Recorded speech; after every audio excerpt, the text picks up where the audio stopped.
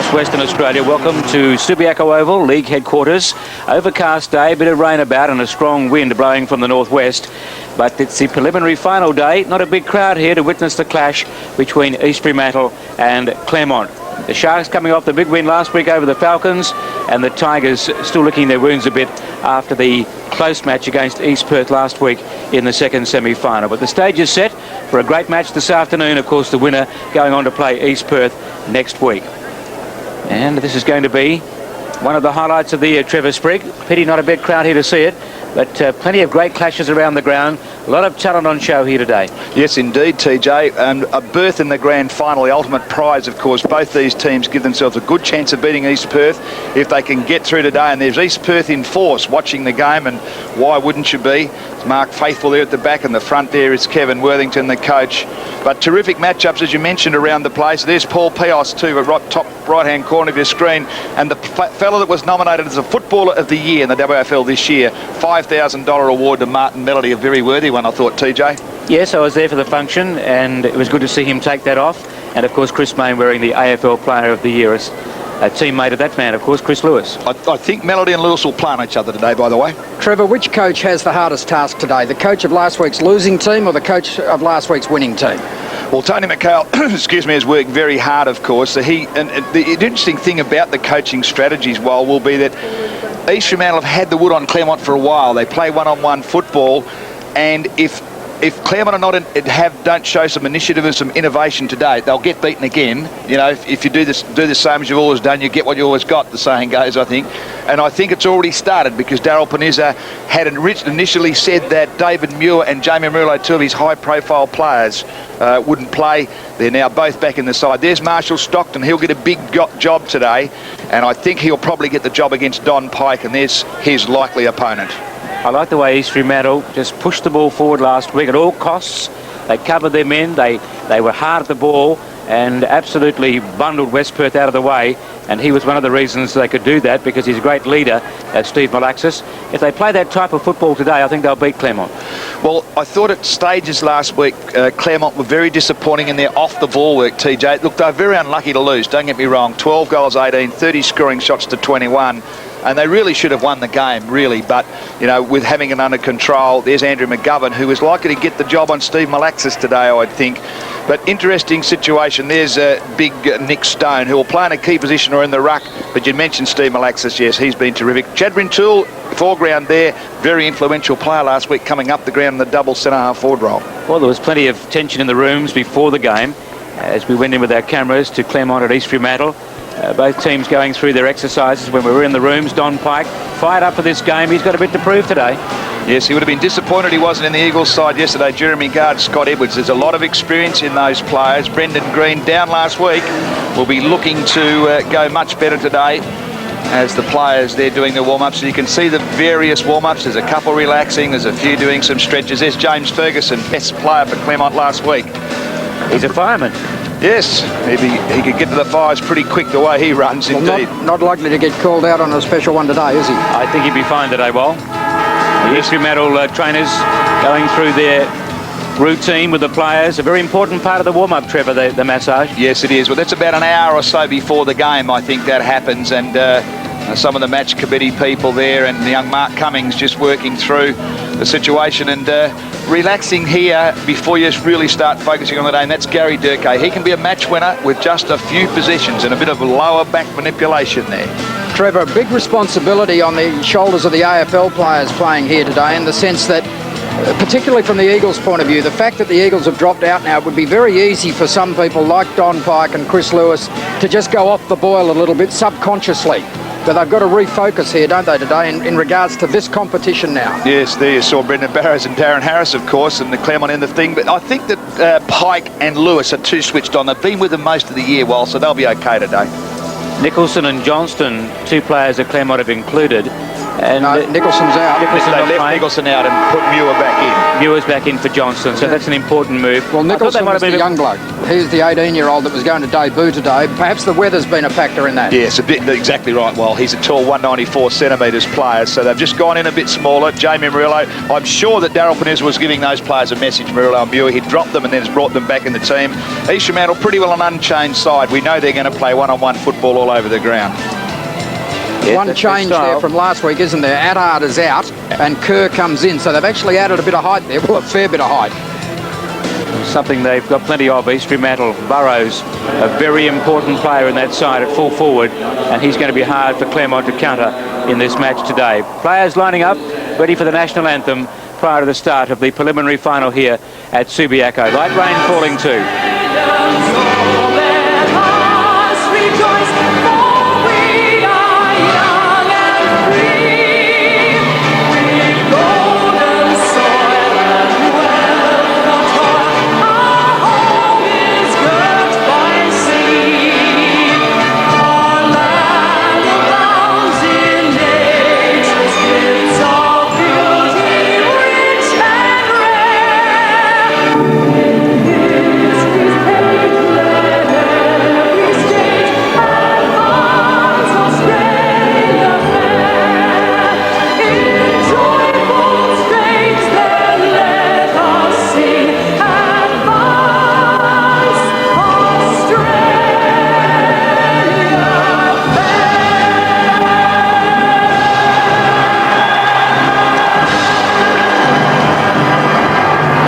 Rendition of Advanced Australia Fair. Players break in the middle. Bit of tension out there, bit of feeling, and no doubt the opening moments of this game will be a fierce contest between East Fremantle and Claremont.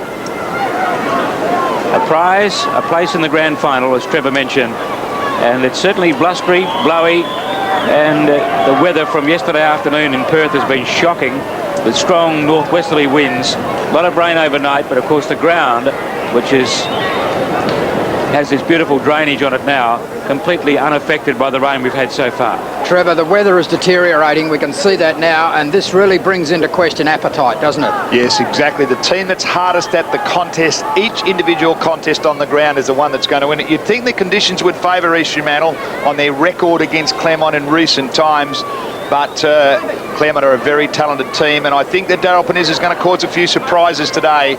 It'll be interesting to see how he's trying to be innovative to try and break the shackles of the one-on-one tagging all over the ground by the Sharks. Harvey Muir and Johnston going to the bench off screen. And John Anea has been soaking up the atmosphere down there at ground level. And of course, a former Claremont champion. He'll be pretty anxious about the result of this game here today, as is Trevor Sprigg, who had the blue and white jumper on for, was it 38 seasons, Trev? Not quite that many. John Anea, good afternoon to you. Pretty wet down there. Yeah, well, that's an understatement, Trev. It's just starting to have one of many showers, I think, this afternoon. They've tipped 19 degrees as the temperature.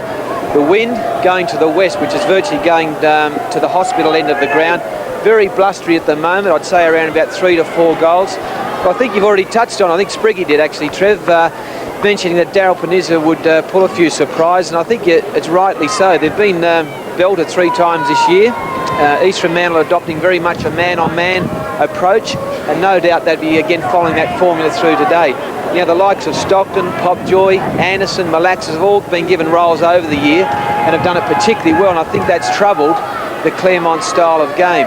No doubt they're sort of going to have to maybe do a bit of a counter on that sort of man-on-man. But I think Lewis, Guard, all players with a lot of experience, especially Lewis, you know, could be his last game at Claremont for next year, and I think you'll find that these guys at least give a worthy performance today. Interesting game, but my heart will go for Claremont, Trev. Thanks a lot, J.A. Your hair's going to the west as well.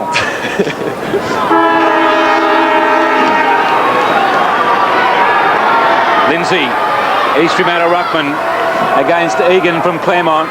The preliminary final's underway. They both miss it. Comes down towards Popjoy, who shovels it out. East Fremantle get it across to Spalding. Play it down and out in the middle of the ground for East Fremantle. Pick him up if you can, Wal. The ball pushed out very wide towards Ferguson, deep in defence. I think it's Woden. He's getting to his feet now, but he's very, very groggy. Oh, geez, in a lot of trouble, and I didn't see what happened. He's bleeding from the face, and he's copped a very bad blow at the centre bounce. As we said, there's be some tactics here. I'm not saying there's anything untoward in it, but this player is in trouble. I'd say Woden will be lucky to see out the game. Ball on the 50, picked up by Marshall in defence for Claremont. He goes right across to the other side of the ground. Good use of the body there by Burrows on Gilbert. That comes back into the forward area again, fisted away into the path of Pike. And now McGovern clears away for Claremont. He goes towards centre wing looking for Murillo, but that was poor disposal. Let's have another look at the incident at the first bounce where Woden went down, and that was Murillo, I think, who inflicted the damage. And it looked to be a little bit careless to me. Yes, a forearm has taken him high. The free kick was given, but the play on the advantage rule was played. Mark Cummins comes on to replace Woden. Murillo and Malaxas have matched up against each other. Boundary throw in between right centre wing and right half forward for the Sharks. Egan knocks it down brilliantly to Ferguson. Ferguson around the boundary line, outer side of the ground, but the wind blows the ball over the line. And it will be a free kick to East Fremantle to be taken by Barndon between right half back and right centre wing. Well, Jamie Murillo no doubt got something of a pinprick from the coach during the course of the week when he wasn't named in this team. Obviously they weren't happy with his performance last week in the second semi-final, and he's come out fired up this afternoon as East Fremantle get the ball towards full forward. Smith backed his judgment well. Cummins overran it, and Brad Smith comes away with the ball and hooks it cleverly in the direction of Guard. That was clever football. Jerry McGard backward of right centre wing, puts it out in front of Brendan Green. He's running out of space here close to the white line, pushes it upfield, but it finally goes over as Rintoul goes in hard on Gorsey. And some good hip and shoulders being handed out in the early part of this game as well. Yes, East Fremantle have got to be careful of that. I think there's a bit of square-off mentality out there right now because of Jamie Murillo's knock to Woden early in the game. Rain coming down too as Guard gets a fist to it, back towards the boundary and rushed it over by Melody. And Gorsey almost takes out one of our cameramen. It's one way of getting a close-up, isn't it? It's interesting though, Trevor. I mean, the Claremont players made the comments during the week that they felt that East Fremantle felt they were soft. So I hope this doesn't get out of hand. Spencer won the tap, but Stockton got it away to Melody. Couple of possessions already. Diving into the mark there was Lindsay. Couldn't control it. At ground level, it's Rintoul. Free kick for pushing the back. Chad Rintoul taking the free kick on the crest. That was soft. I agree with that, but I think umpire Wayne French is a wake up to what might happen here. He just gave that free kick to show that he's got control. Probably not a bad thing, but it's difficult after watching a weekend of AFL football to come back and see decisions like that, isn't it? We'll adjust as the game goes on. Bilsich misses the mark, but traps the ball cleverly. Hooks down towards full forward. Almost a good mark down there to East Fremantle's Kerr. The ball spills free, taken by Lewis. Looks towards centre wing. Marshall is unattended. Takes the hoops. He should have taken the mark. It's not going to be a day for fancy football. The hand pass goes back in the direction of Pike. Kicks to centre wing. Here's Green unattended again. But again, poor disposal off the half back line by Claremont has given East Fremantle some respite, and they will get the benefit of a boundary throw-in.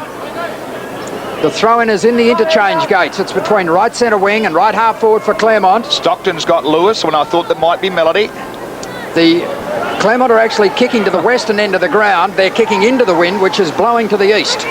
It's a strong westerly, northwesterly wind, and rain started falling just before the start of this game and has continued to fall as Bromwich overruns the ball, but then soccers it down the ground, and it runs out of play between left centre wing and left half forward for East Fremantle. Chris Pobjoy has got Brendan Green and Scott Spalding against Jeremy Garth.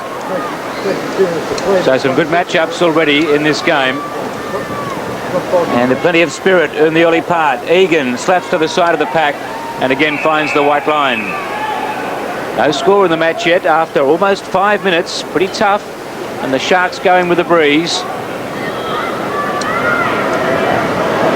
East Fremantle winning the reserves preliminary final over West Perth today. Egan again knocks to the side of the pack. Player almost lost his jumper was Cummins. Gale gets a hand pass away. Sharked by Durkay. Pushed out by Bilsich into the corridor. Working hard there at ground level is Stockton. In come the troops to tie him up. And the umpire says, I'll have it. Gee, look at that tumbling down now. Stockton picking himself up. It's a bit unlucky for the team that has this to contend with when they got their term of the breeze. It's East Fremantle on this occasion. The breeze is probably worth 6 goals if they can start kicking the football. Egan again wins the tap. Socked by Durkay. Didn't travel very far. Anderson and Lewis collided. coming through McGovern. Clears the pack across the 50, bit dangerous though. Sanders taps the advantage of Rintoul. Was he held? Not according to the umpire. Good use of the body again by Sanders there, going in hard on Murillo. And again a Claremont player going in hard to get a free kick. That was Stone. Gee, the wind is just blowing this rain in sheets across Subiaco Oval. I haven't seen conditions like this at Subi, not so much the ground conditions, but the heavy rain during a final, perhaps since that 78 grand final, I think it was, Trev, between Perth and East Perth. Oh! And down goes Brendan Green. That was a fair shirt front. Gorsey. That was Gorsey, I'm sorry. The ball back into the centre square. Marshall gets it across towards the teammate Pike. He hooks towards centre half forward. Opportunity here for East Fremantle to tidy up through Barndon. He knocks it wide. Melody, he'd be used to this sort of weather at least. Kicks from the defensive 50-metre line towards centre wing and Bromwich. He was spoiled. Coming across the top was Murillo. He really is fired up. Gets it by hand to Trovarello. This is a good build-up. Ferguson in towards full forward. The kick ill-directed. Will go out of play at left full forward. Throw in about 5 metres around from the left-hand behind post. Those people are dry. A lot of people here at Subiaco Oval this afternoon won't be, because even if you're in the shelter, this gale force wind will throw the rain around. And just at the moment it's eased off a little bit, but it was really sweeping across the ground a couple of minutes ago. Ball to the back of the pack. Another opportunity for Claremont. Trovarello's hand pass has gone astray. Bromwich misses with the attempted soccer. Anderson put it out quite deliberately, but the umpire, I'm sure, or the umpires, I'm sure, will express a degree of leniency in that area this afternoon. In these conditions, there's Clayton Anderson. And this throw-in is just inside Claremont's 50-metre line. Tagging James Ferguson on the wing as Clayton Anderson. So we've played 7 minutes here in this first quarter of the of the preliminary final, and as yet there is no score. Claremont have the ball in attack, and we're going to have a bounce just outside the 50-metre line. No, something happened after the umpire decided to ball it up, and the free kick is to Cummins. He lays it off to the man of the moment, Melody. Smith. It was Spalding rather, and Smith clears to the half back line. Now there's a foot race on. Rintoul showing plenty of pace, but so is Marshall, and Chad Rintoul finds the safety of the white line. Plenty of speed there between that pair, Marshall and Rintoul. Ruckman arrive, or do they? No, they don't. Brought down by Barndon, sharked by Marshall, too slick for Green. Kilmartin worrying him. Green gets a hand pass out. Barndon, Malaxis, and did very well in a tight situation there. Well done by McGovern, I agree, Trevor. But it comes to Spalding. He torpedoes it to the half-forward flank. Rayner stopped now. Stone and Sanders work it towards the boundary. Well, the boundary throw in. Sanders close to the railing there. And one of the innovative moves by Daryl Panizza is that Lane Spencer is playing at centre half forward against Wayne Barndon. Egan and Lindsay. Egan wins the tap. Durkhe's there for East Fremantle. Lewis gets it. He loses it in the tackle. Going in hard there is Scotty Edwards to get it out to Pike. And the Pike clears from the defensive 50. Guard and Spalding. Spalding slides into it. Knocks to the advantage of Bilsich at close quarters. Bromwich couldn't control it. A pack develops again, and the umpire coming in to separate the players. Jerry McGard underneath there. On top of him was Spalding. Well, I didn't see who won the toss, but if it was Claremont and they chose to kick into the wind in the first quarter, then it may well have been a very important decision, because this rain really has nullified the effect of the wind in this first term. Daryl Panizza, the Claremont coach, wouldn't be unhappy with the situation at the 9-minute mark of the first quarter in the preliminary final. Egan goes up, had his arm held by Lindsay, and Egan gets the free kick and wants an extended penalty because the ball wasn't relayed back to him. East Fremantle won the toss well. So they decided to kick with it, and they've had to contend with heavy rain, and as I speak it starts to fall heavily again, and that's a good mark taken by Murillo. He was renowned for working hard, and perhaps he'll show some of that this afternoon. It's been a disappointing year for him. He inflicted a bit of pain early, but he's been on the receiving end of some this year. Now the umpire's whistle's gone, and there's a free kick going to Claremont's Trovarello. He's just outside 50 metres. The lead comes from Guard. Malaxis is with him. Malaxis sweeps the hand pass back towards the boundary line. Melody and Murillo. And Melody gives the ball a whack, but it was already over the boundary line. East Fremantle have made a change. They had Melody right back in the back pocket against Gauzy. They've got him up the ground a little bit. He's probably marking Brendan Green at the moment. The throw-in is about 45 metres around from Claremont's left-hand behind post. It's going to be a hard slugging preliminary final. So that was Spencer, who got a good hand pass down to Green, but he lost control of the ball at the crucial moment. And we're going to have a bounce 30 metres out from the Claremont goal. East Fremantle showing the same endeavour and tackling ability they did last week in the early part of this game. That was a good spoil there. Spencer almost clean possession. Back into the pack. And Trovarello ties it up with Cummins. Now the sun's out. Unbelievable. Still sprinkling, but at least there's a shadow being cast. Trovarello, you saw there. Umpire throws it up. Spencer wins the tap. Guard playing for the free kick. Trovarello, Bromwich pulled off the kick.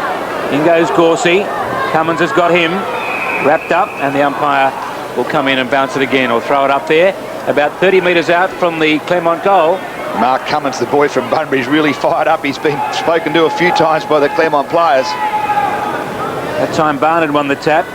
Again, the pack developed very quickly, and the umpire can't do much about it but throw it up again. One of the other interesting matchups that East Fremantle have gone for is Adrian Bromwich, number 22, is playing against Don Pike. Pike already prominent. Good fist in by Spencer. The whistle has sounded. Ridley was held off the ball, Trevor. His jumper was at full stretch. So, I was watching the throw up and the big tap forward by Spencer. As Wally has told you, off the ball Ridley. Now Watch this. See it again. Just before that didn't show it clearly. I just happened to be watching that. So Todd Ridley with a chance to put through Claremont's first here. He'll shoot from 45 degrees and about 25 metres out. Experienced goal kicker. Shouldn't have too much trouble despite the fact the ball's heavy. He's pulled it. And that's not a great effort from there. And the crowd, Claremont supporters, disappointed with that. Almost 13 minutes before the first score of the game. Well, bad miss there by Todd Ridley. Mark Cummins has been coming off to cool down a little bit, and Shane Woden goes back, showing plenty of courage after the blood being cleaned up. Yes, playing in only his 11th game, Woden, so it's good to see him get back onto the ground very quickly. Here's Melody in the right full-back pocket, gets the ball down towards the half-back line. Pike up in front of Barnden. Barnden knocks it away, and the throw-in is between right half-back and right centre wing, outer side of the ground for the Sharks. Claremont are 1 point. East Fremantle are yet to score. And as Trevor just told you, we've played nearly 13, in fact, just beyond the 13-minute mark of this first term in the preliminary final. The kick forward from Bromwich lands on centre wing. Players charge towards it. It spills to Malaxis. He was caught solidly by Stone. The ball goes wide, knocked on by Bromwich towards the boundary line. And the throw-in this time is on East Fremantle's right half-forward flank. Gee, that's what it'll be today, won't it? It's a game of inches. Just get the ball forward the best you can. Might have been Stockton who knocked that forward, was it? Sorry. Incidentally, Woden's picked up Trovarello. Lindsay gets the ball to the side of the pack. Chance for Lewis, close to the boundary line for Claremont. Hooks it back. Ferguson had to get his foot out of a trap. He did that. Then sockers it down towards half-forward. Spencer knocked it on cleverly. Spalding committed himself to taking the ball. Oh, it's stolen away by Guard. He hooks back towards the half-forward line. Trovarello is there. And his immediate opponent is Woden. And the ball goes out of play around about the 50-metre line, the Claremont 50-metre line. Trovarello playing half-forward flank rather than wing today, which is interesting. He was a pretty good player for Claremont last week against East Perth. Boundary throw-in, left half-forward for the Tigers. Spencer with clean possession. Hand pass taken by Pike. He's had a lot of possessions. Hooks into the pocket. Runs out of play 5 metres around from the behind post. It's Chris Smith. Tony McCarthy be worried, Trevor. Yes, he just doesn't seem to have the intensity with his midfielders at the moment. Very heavy ball, very slippery conditions. Throwing it left full forward for the Tigers. They've had a lot of the ball in their forward line. A lot of the play. John Anea with information on Shane Woden. Yes, thanks, Wally. Shane's gone back onto the field. He's definitely copped a nice old whack to the snout, and it took a while for him to stop the bleeding, but he's back out on the field now and resuming play. Thanks, John. Barnard wins the tap, then gains possession, kicks it upfield. In front there is Woden. Trovarello affecting a spoil. He looks okay now, Shane Woden. A nasty knock early. He looked very groggy when he first got it. It was a bit reckless too from Murillo. Big leap then from Egan. Popjoy was held when not in possession. Gorsey also held when not in possession, but the umpire letting it go out there. It's umpire Cronje. Lindsay and Egan getting tangled up now. He's in the wars, Shane Woden, isn't he? It can happen to you, Trev, can't it, early? Big pack around this throw-up. And knocked away by Lindsay. Egan and Bromwich track towards the boundary. Bromwich wins the day, hooks it across his body.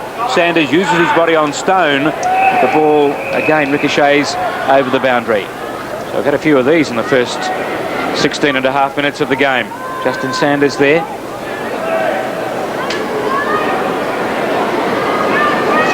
Egan and Lindsay do battle. And I think it is Egan who's going to get the free kick. We won the front spot. Umpire Cronje indicating there that Egan received the free kick. He kicks to half forward. Spencer, spoilt by Barnden. Malaxis the crumbs. He's caught. And pass shark by Murillo. Close to the boundary. Forward of left centre wing. Penetrates the forward area. Smith does very well to get away from Ridley. Knocked it towards the boundary. And now Stockton ushers it over. Good work by the Sharks defence, but they're under pressure. You have to admire Egan. Sorry, Trev, you were going to say something. Oh, they just can't get it up to their forward line, can they? East Fremantle to try and develop anything. Stone has done very well there against Sanders. Yep. Egan gives away a lot of height in the ruck contest, but he works very, very hard. Malaxis caught by Lewis. Malaxis again, knocked wide. Murillo collides with Bromwich. Spencer, here's trouble. This is Gorsey from 25, 30 metres out. It's the first goal of the game to Matthew Gorsey. Claremont are 1-1. East Fremantle are yet to score.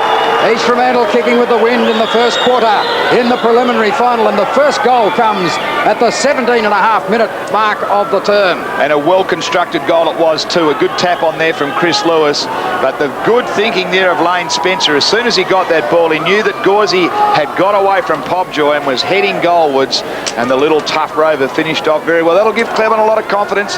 East Fremantle have got to try and rebound and get one now. Comments from Trevor Sprigg. The Sharks are going with the breeze in this first term. Bounce favours Lindsay. He hooks it, but Green intercepted.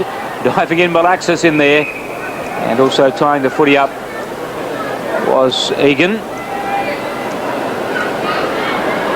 You can bet if a pack develops that Steve Malaxis will be underneath it somewhere.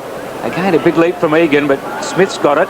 Gives it away to Kilmartin. He hooks it across his body. Bilsich bundled out of the way by McGovern. In goes Gorsey. Gets a hand pass away upfield. Trovarello and Lindsay. Lindsay pushes it forward for the Sharks. Here's scrambly football. Malaxis kicks out to the wing, and the mark has been taken by the fireman. Ferguson. Gee, he'd need a big ladder, wouldn't he, for a building? Not a bad kick. The half forward. Murillo sets and takes the mark. It's well on top of Malaxis, Murillo. Now he goes looking for his forward. Out comes Spencer. Wearing him like a glove was Barnes, and he's given away the kick. Well, I don't know about that. We saw this a couple of weeks ago, this ticky-ticky Touchwood umpiring. We saw it again last week. I don't know if it's anything in that.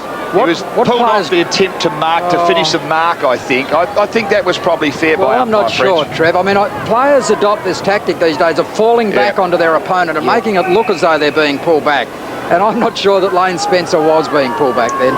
Anyway, he shoots from 35 to 40 metres. He's pushed it right across and out of bounds on the full. Shocking kick then from Lane Spencer.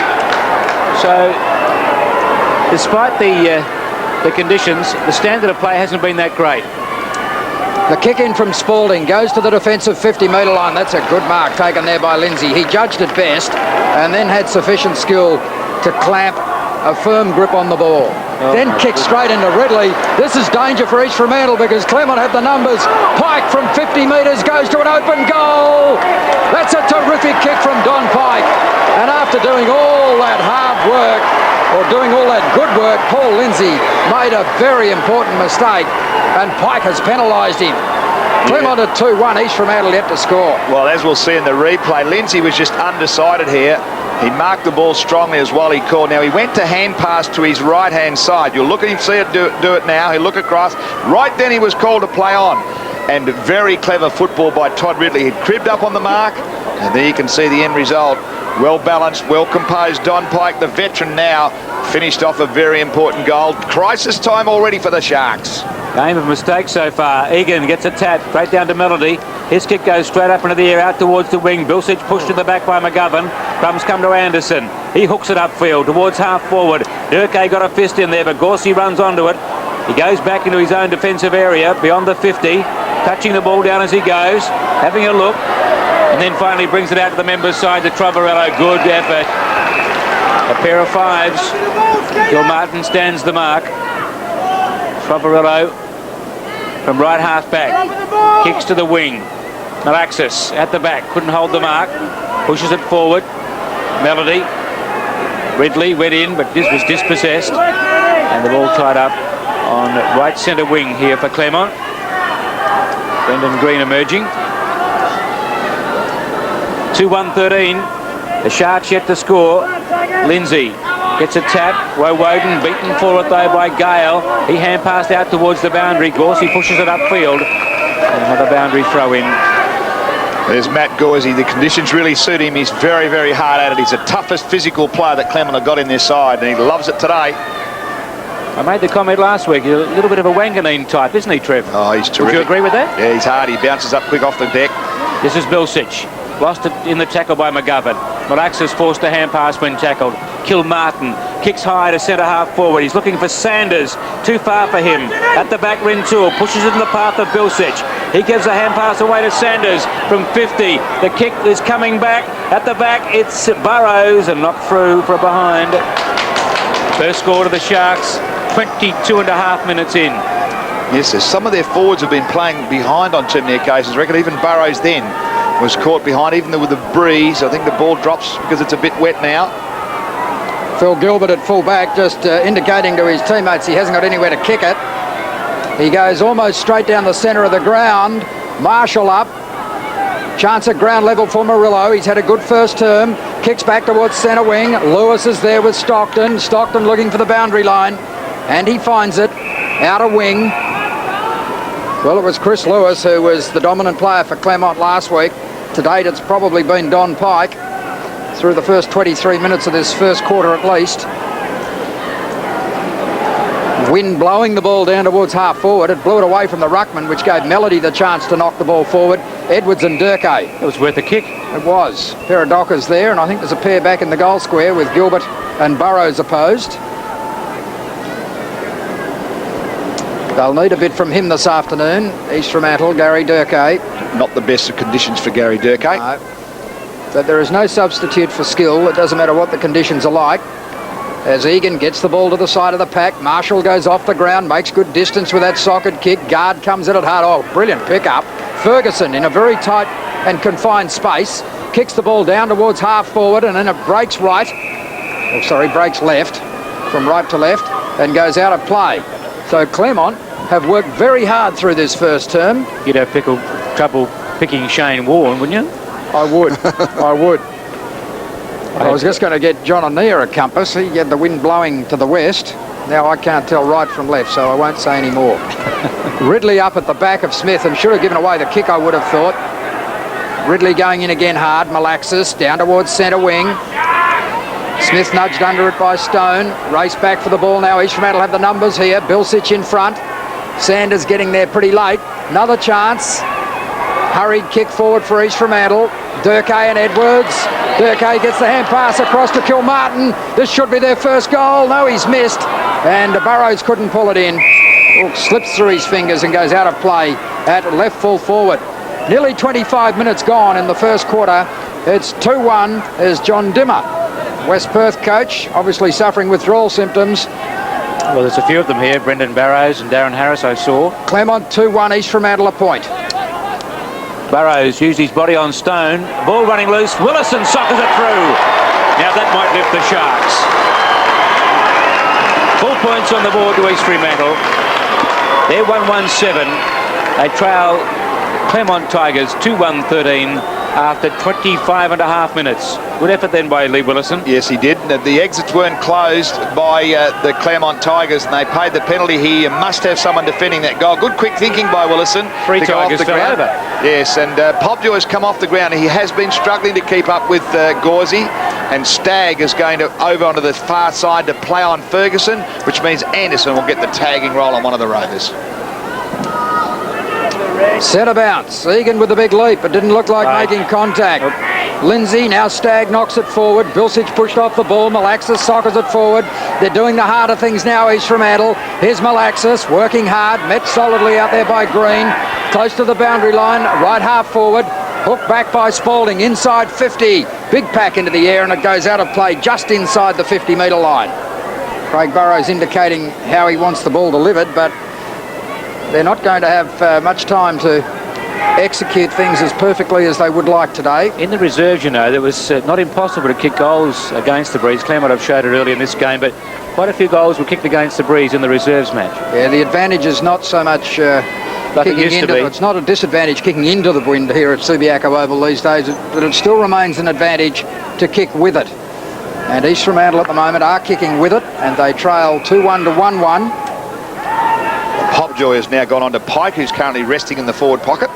Bounced down about 40 metres out from the East Fremantle goal. Stone with a big leap. Knocked forward again by Gorsey.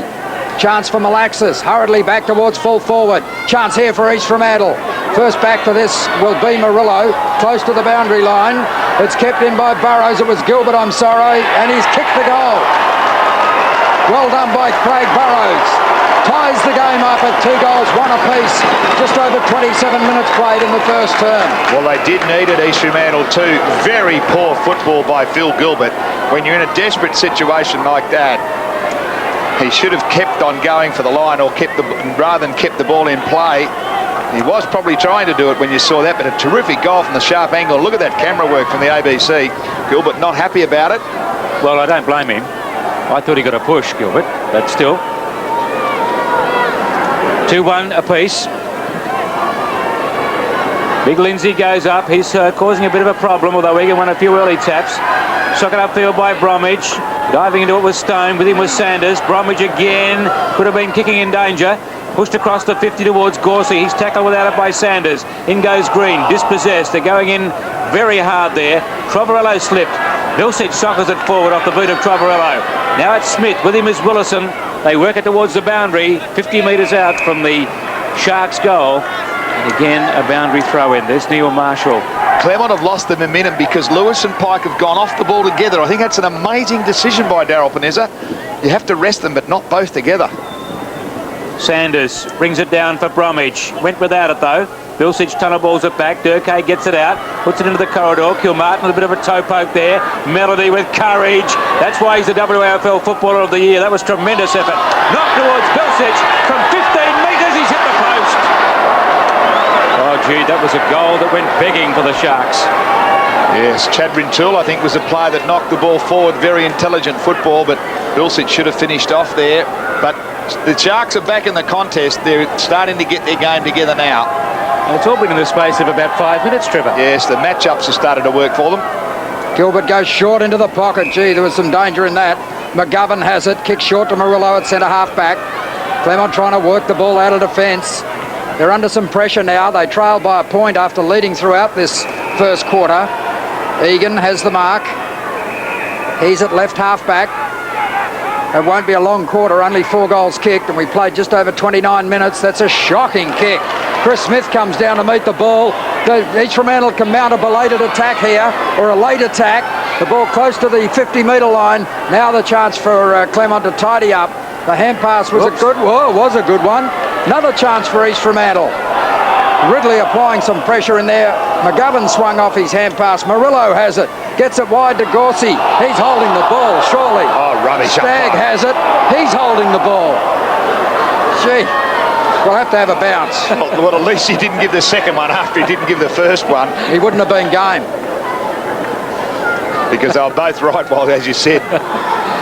Gorsey tried to beat 3 tackles and got away with it. Gorsey and Stagg, both very lucky not to be penalised. That's Pike. Well done. Further down the ground, but kicks it straight to Bromwich. Gorsey was unattended at half forward if that move had come off. Now here's Smith. He's caught.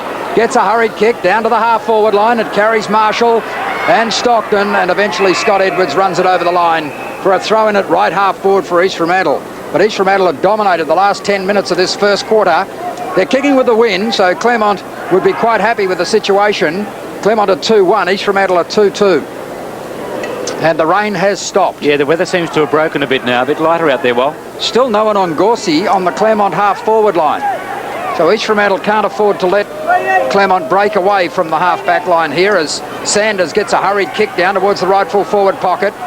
Storming out to meet the ball with Smith, and then he kicks it straight out of bounds on the full. That's Brad Smith. He may well shake his head.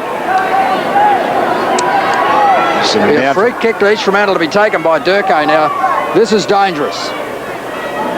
Durkay on the 50-metre line. He will kick from just inside. He's been told to kick it again. It was quick thinking. Vilsic ran into the pocket. We'll do it again. Durkay starts again. The reason why Gorsey had got onto his aim is because Popjoy thought he had to tag Pike, but he's in fact going to be the permanent back pocket player. Now he's picked up Green. Durkay is just as likely to kick this. The wind is blowing straight down the ground. He'll put it towards the top of the square and let the wind do the rest. But he's put it out of play on the full. And not a reflection of his skill. 31, nearly 32 minutes played in the first quarter. Claremont are 2-2 and East Fremantle are 2-1. And I'd say the long quarter brought about by the... There he is there, Gorsey. He's 50 metres in the clear on his own. Yes, Popjoy's going back to him now. Popjoy wasn't aware he had to just play in the back pocket and play on the player that changed. Long quarter being brought about by the fact the ball's been out of bounds a lot. Only 4 goals have been kicked. We've gone 32, nearly 32 and a half minutes. Lewis burrows in, pushes it over the white line. Just an observation, Trevor, for the patrons that are here at this game. It's really disappointing. They haven't even got Claremont's name on the scoreboard. Now that's very poor form. There you see East Fremantle at the bottom and nothing to show who they're playing. Egan slaps it across the 50. Big pack of players develops again. Melody dispossessed. As the siren sounds to end the first quarter, with Claremont 2-1-13 and East Fremantle 2-2-14. A 1-point advantage to the Sharks after the Tigers got the early break. Lewis having a word with umpire Cronje there about something. Don Pike pushing him away, saying forget about it. Let's get on with the game. But they hold the key, I think, for Claremont today, Trev. Yes, they were two of the players that were pretty instrumental in getting Claremont forward in the early part of the quarter. A quarter played in 2 halves, to use the old pun, I suppose. Certainly Claremont on top initially through that midfield area. Murillo in the centre against Malaxis. Ferguson on the centre wing. East Fremantle coming back. They were very tentative initially, East Fremantle, and they didn't have their matchups right. They just seemed to not be approaching the ball with any great confidence. But in the last 10 minutes of that quarter, they did start to get their game going. I think having kicked with the breeze and had to contend with some tough conditions, probably not as well placed as they should be. They probably should have been a couple of goals in front in these conditions, even though the wind is worth more than that. And also the whack to Wowoda, number 12, you can see there. It can just throw a side off balance in the opening couple of minutes. Oh, well, it's happened just about every game you've seen in every big game, doesn't it? You know, we saw it last year in the grand final when Subiaco went out at West Perth and those tactics didn't work then, and I'm not sure they work now either, but Murillo had a chance to have a shot at Wowoden and didn't miss him. That's fair enough. That's what finals football's all about. Daryl Panizza there having a talk to his players. He'd be disappointed with the last 10 minutes. I think prior to that, they were very strong at it. Claremont have this tendency, we noticed last week, to go off the boil in certain areas, particularly off the ball, as Tony McHale talks to his East Fremantle team. Underneath, Chad Rinfield, take Marshall. Where are you, Chad? Just go take him back a bit deeper, all right? He wants to run off and give him a springboard. Just go back. That doesn't mean you take yourself out of the game. Keep leading up. Stab good in the middle, all right? You know, after the first half of the quarter, you know, when all of a sudden things settled down, we got our matchups right, we went 1 for 1 and we really started to tough it out with them, all right? And, you know, I reckon we got on top. You know, we just rushed. Well, that's amazing there that Tony McHale just reinforcing what Trevor Sprigg had to say. They settled down, got the matchups right, and things started to happen. There's Daryl Panizza. 274 games he played for Claremont, and now he's putting in the effort here as the Claremont coach. And he's got something to work with there. There's plenty of talent. Claremont at 2-1-13. East Fremantle 2-2-14 at the end of the first quarter. Crowd has built up a little bit since the start of the game. And let's have a look at the goal scorers in the first quarter. Only singles. Gorsey, who got into the clear quite a bit, and Pike. A beautiful kick from Donny Pike. And, of course, the goals to Burrows and the socket attempt from Willison. What do you read from the stats in that first quarter, Trevor? Obviously very even. Yes, they are indeed. In hard, tough conditions, I think it's been a game of inch. It's been terrific. Marks 9 to Claremont, 3 to East Fremantle. Everything else has been pretty even, really. Just later in the quarter, East Fremantle started to get on top in the ruck. You mentioned that Egan did very well early, 12-9 in favour of East Fremantle, and Lindsay can have a big influence on this game from now on. Comments there from Trevor Sprigg. John O'Neill's got a special guest downstairs, an old mate of mine. In fact, I used to watch him work at the ABC, Clayton Lewis. Thanks a lot, Trev. Well, Louis, yes, you've been in Alice Springs for 5.5 years, working with ABC Radio and TV. Now, how do you enjoy that? Well, John, you know, a few years out in the bush and good to get a ticket in the wallet and that sort of thing, but always good to come back here and check out the old club. Well, it must be, I guess it's a little bit strange. Your partner in crime, Daryl Peniza, now being coach of a footy club. You'd find it hard to take him seriously now? Well, it is a bit hard, actually. I mean, Daryl, as yourself, we used to knock around a bit all those years ago, and I think it's good to see Daryl doing a good job, and hopefully they can, win today and go on a bit further. Well, they had struggled with East Fremantle over the last year or two, especially with East Fremantle's manning up. But Claremont in that first quarter, especially the first 20 minutes, seemed to hold their own quite well.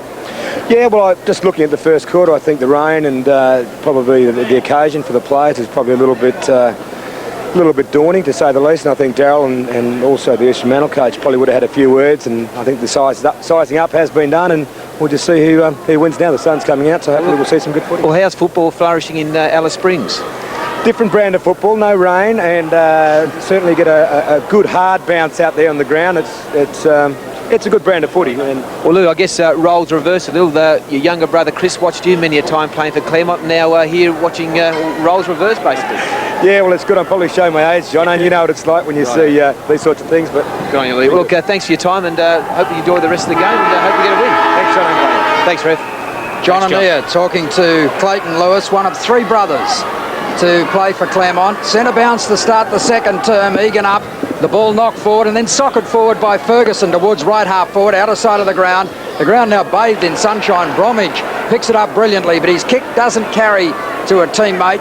Chris Lewis able to chop it off, and the ball runs out of play ahead of McGovern between left centre wing and left half forward. Yes, the 3 Lewis brothers, sons of Irwin Lewis, who played in Claremont's 1964 premiership team. So a terrific Claremont football family. Boundary thrown at left half forward. Egan breaks free. The boundary throw-in didn't reach, or didn't have the distance that the ruckman thought it would have.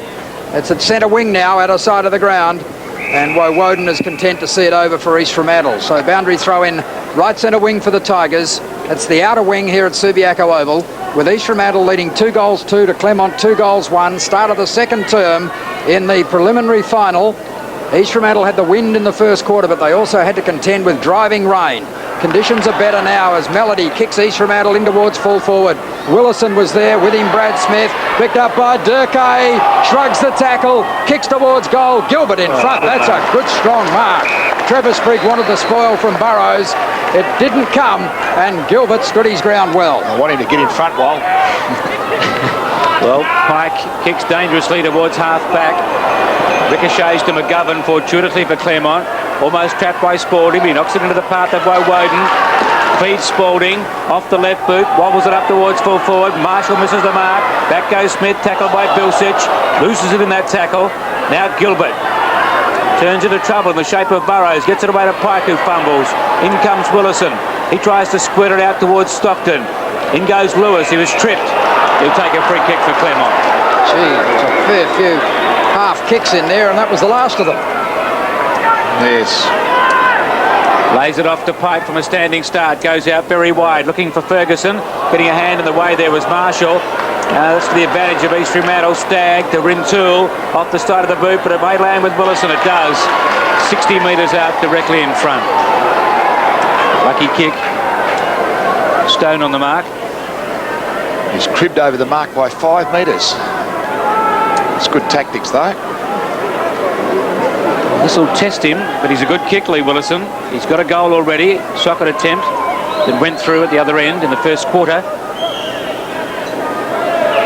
Willison, drop punt on the way, just offline. Burrows got up into the air, couldn't take the mark and knocked over by Claremont. And a boundary throw in about 10 metres around from the behind post in the right full forward pocket. Yes, even though he's kicked a goal, Craig Burrows, he hasn't been in front on any one single occasion the ball's come down. Yes, East Fremantle supporters showing their colours. Getting up into the air there was Willison, and a high tackle here will go to Claremont. Mark Gale in the last line of defence. Yes, he's a long way down from centre wing. Kicks towards centre half back. Was almost a good kick, but it missed Egan in the end, and that's given Malaxis the chance. Hand passes to Melody. Melody goes to Lindsay, back to Malaxis. Malaxis hurriedly, not a good kick. Ill-directed. Oh, misunderstanding by the Claremont defence. Smith gives it to Gale, who is surrounded by opponents, and it's eventually hooked forward by Woden, but he's offline. Well, both teams made a bit of a mess of things in there, and in the end, Claremont were lucky they weren't punished. Gee, Brad Smith gets the jitters, doesn't he? He's very undecided what to do with the ball on occasions, and I'd be thinking of bringing him off for a spell. McGovern at full-back for Claremont. Kicks in short to Pike. Now, Stone is running hard. That's a better kick. Stone takes the mark at right half-back. That wasn't so smart. Sanders runs him down. He gets the ball up towards centre wing and Green. Oh, Green did that brilliantly. Shrugs a couple of tackles. Egan hooks down towards centre half forward. Vacant territory. Not a bad kick. It's put the East Fremantle defence under some pressure. Spalding loses his footing. Malaxis over the ball. Not penalised. They're allowed to go. Guard's hand pass was ineffective. Gorsey sockers it into the pocket. It's going to run out of play. Throw-in is at right full forward for Claremont. Running with the wind in the second term. Throw-in is about 35 metres around from their right-hand behind post.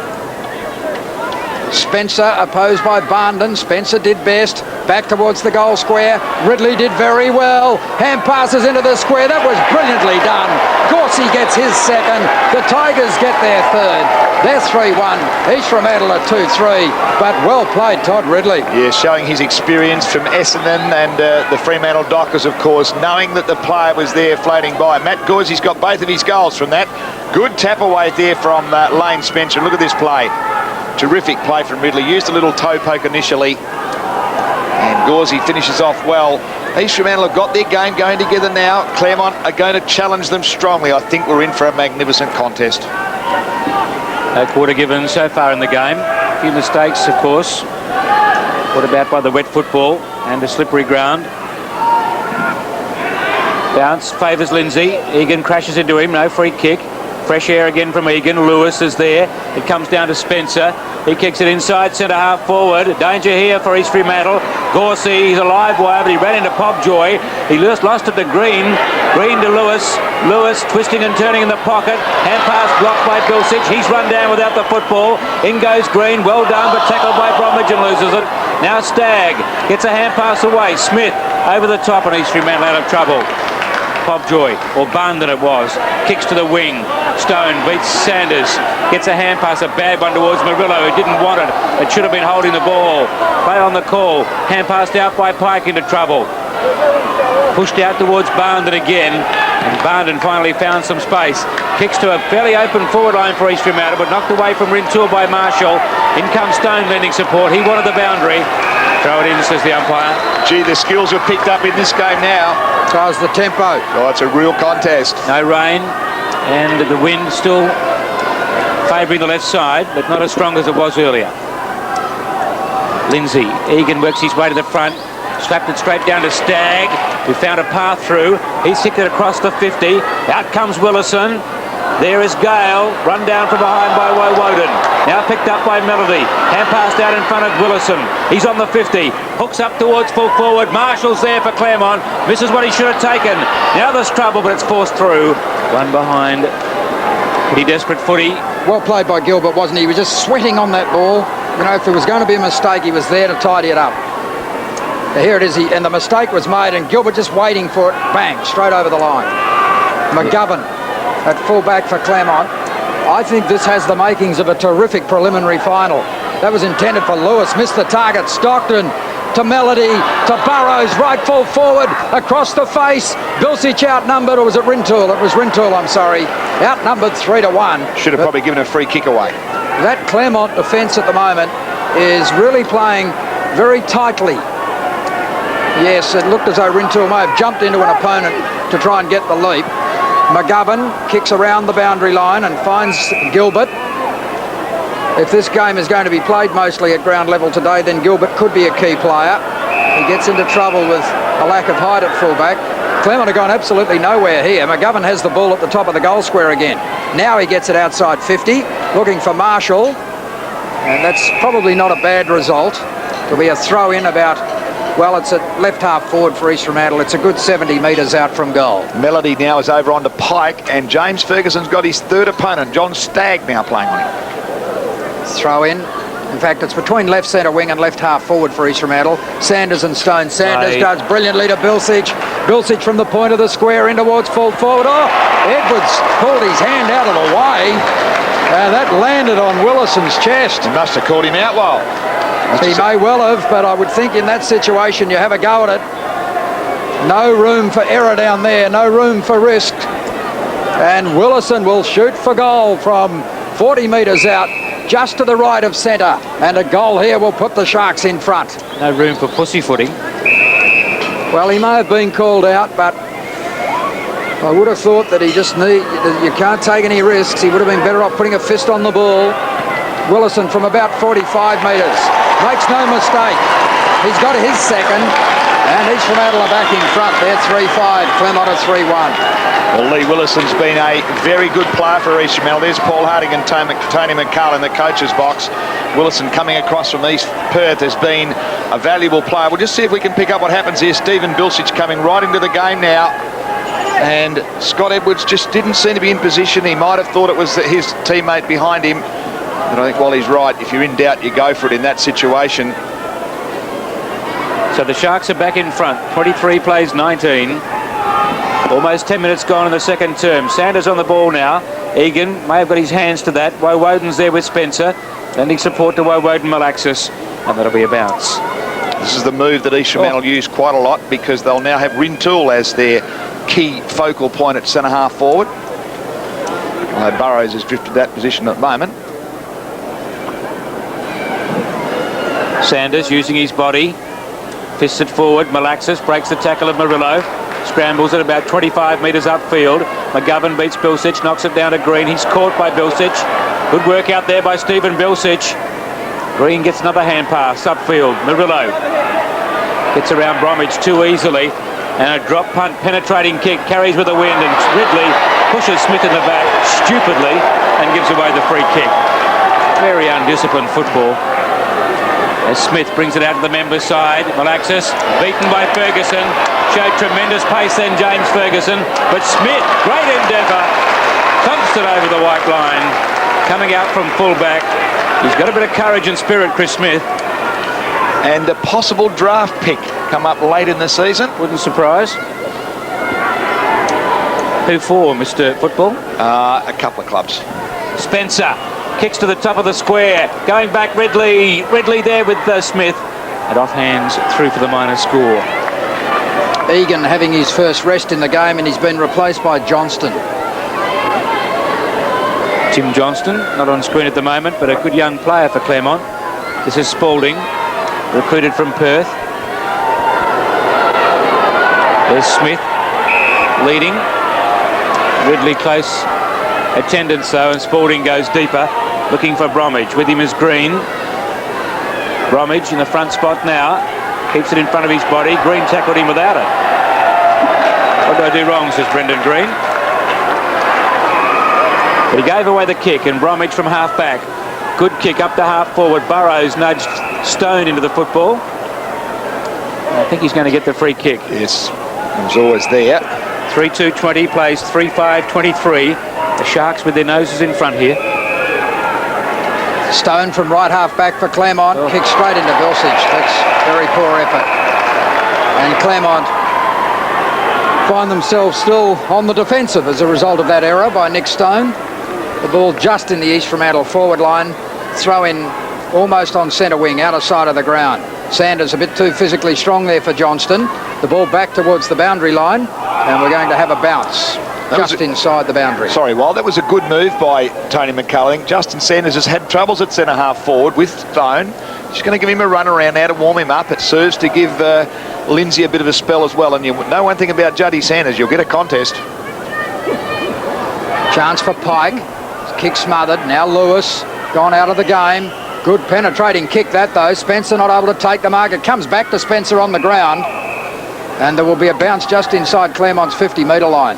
Well, that kick from Chris Lewis is an indication of the breeze. A couple more of the Falcons, because that really did cover a lot of distance. Claremont looking for this goal. Spencer knocks it towards centre-half forward. Pike was caught with the ball, and the umpire says he couldn't get rid of it, so there will be a bounce. Just inside 50 again, but this time in a more central position, towards centre-half forward. Spencer again will do the ruck work for Claremont. Barndon, Spencer pulled off the ball by Barndon. That was careless that time. And Lane Spencer, with the wind at his back, will cause some pain here for the East Fremantle defence. Ridley has led. He's made the goal square vacant. Ridley from behind Smith. The ball goes through for the minor score. Mightn't have been a bad ploy by Ridley to keep leading then. And Smith would have either had to come right out, or Ridley would have been a target. Yes, I think Smith had decided he had to go back. And that would have left Ridley unattended. So Ridley actually didn't think it right through. He had the right idea. Leads left, right and centre, literally. The kick in the direction of Sanders, spoilt by Johnston. Good support from Green. From Gorsey, this is Green. Back towards full forward, but too deep into the pocket. And there will be a throw-in about 35 metres around from the Claremont goal. You've been in Kalgoorlie this week, Trevor, for the Kalgoorlie Carnival. Yes, terrific Kalgoorlie Cup yesterday, TJ. A huge crowd on course, and Powerful Prince the winner. You're watching there this afternoon. Hope you're enjoying the telecast, although it's a grand final in Kalgoorlie today between the two clubs out there. What are the two teams in that one, Trev? Mines and Boulder, the traditional rivals. Hope that works out well for you. They're all fairly traditional rivals up there, aren't they? They are. For so many years there was a 4-team competition. It's one place I haven't called a race on, the Kalgoorlie track, so there's something. We'll get you the gig next year. Yeah. I've forgotten how to do it. Sanders gets it down, but Lewis is there. This is dangerous for East Fremantle. Snap from Lewis. He's offline. One behind only. That goal umpire's the Cappuccino lookalike, I think, isn't it, Trev? Yeah, that's him. The Cappuccino was watching the reserves game from the grandstand earlier. Cos Martino. As Spalding puts it back into play, prodigious kick, and Bromwich takes a good mark over Green. Got a bit of style, this young man. Nice kick too, up to the wing, and finds Martin Melody on a lead. He's at left centre wing, and the Sharks are building up an attack here. That was meant for Willison. Gorsey intercepting, gets a hand pass away. Murillo taken around the throat by Barndon. Gee, there's been some callous tackling in the last 10 minutes. Yes, Wayne Barndon giving two of them too. Look at Lewis loose on the members' side, but he goes into the middle to Pike. Pike's away, runs out of the centre square from 65 metres, open goal square, and bounces the wrong side. Hits the post. It was the wrong side of the post. It was never going to be a goal. And one behind the result of the Tigers. So the game's on. Gee, look at that, 13 possessions for Pike. That's a good day's work already. But he has been pulled back by Melody, except Melody gave him too much latitude then. Scores a level, Walt. Yes, and we played 16.5 minutes in the second quarter. That's a good mark out there to Smith. Hand passes put Popjoy under pressure. He went back looking for Smith. East Fremantle will be happy with a boundary throw in here. They should have had it further up the ground. Smith and Gorsey. Gorsey quite prepared to fight out of his division. Gorsey would have told him about the smart look-away hand pass, I reckon. He would have said you better be awake up for that one. Throw in. Spencer, but Sanders does best. Green. Well, that's a good effort. Not good enough, though. It's been a good afternoon so far, a good day so far for East Fremantle. They're playing in all three preliminary finals here this afternoon, and they've won the Colts and they won the reserves. So they're looking for a hat-trick. That would be a terrific effort if they were to get the three teams into the grand final. Subiaco did last year well and lost a lot. Perhaps they don't want them all in. Is that what you're saying? Bad omen. Good clearing kick by Spalding. Gee, that's got a lot of distance. His kicking out's been a feature.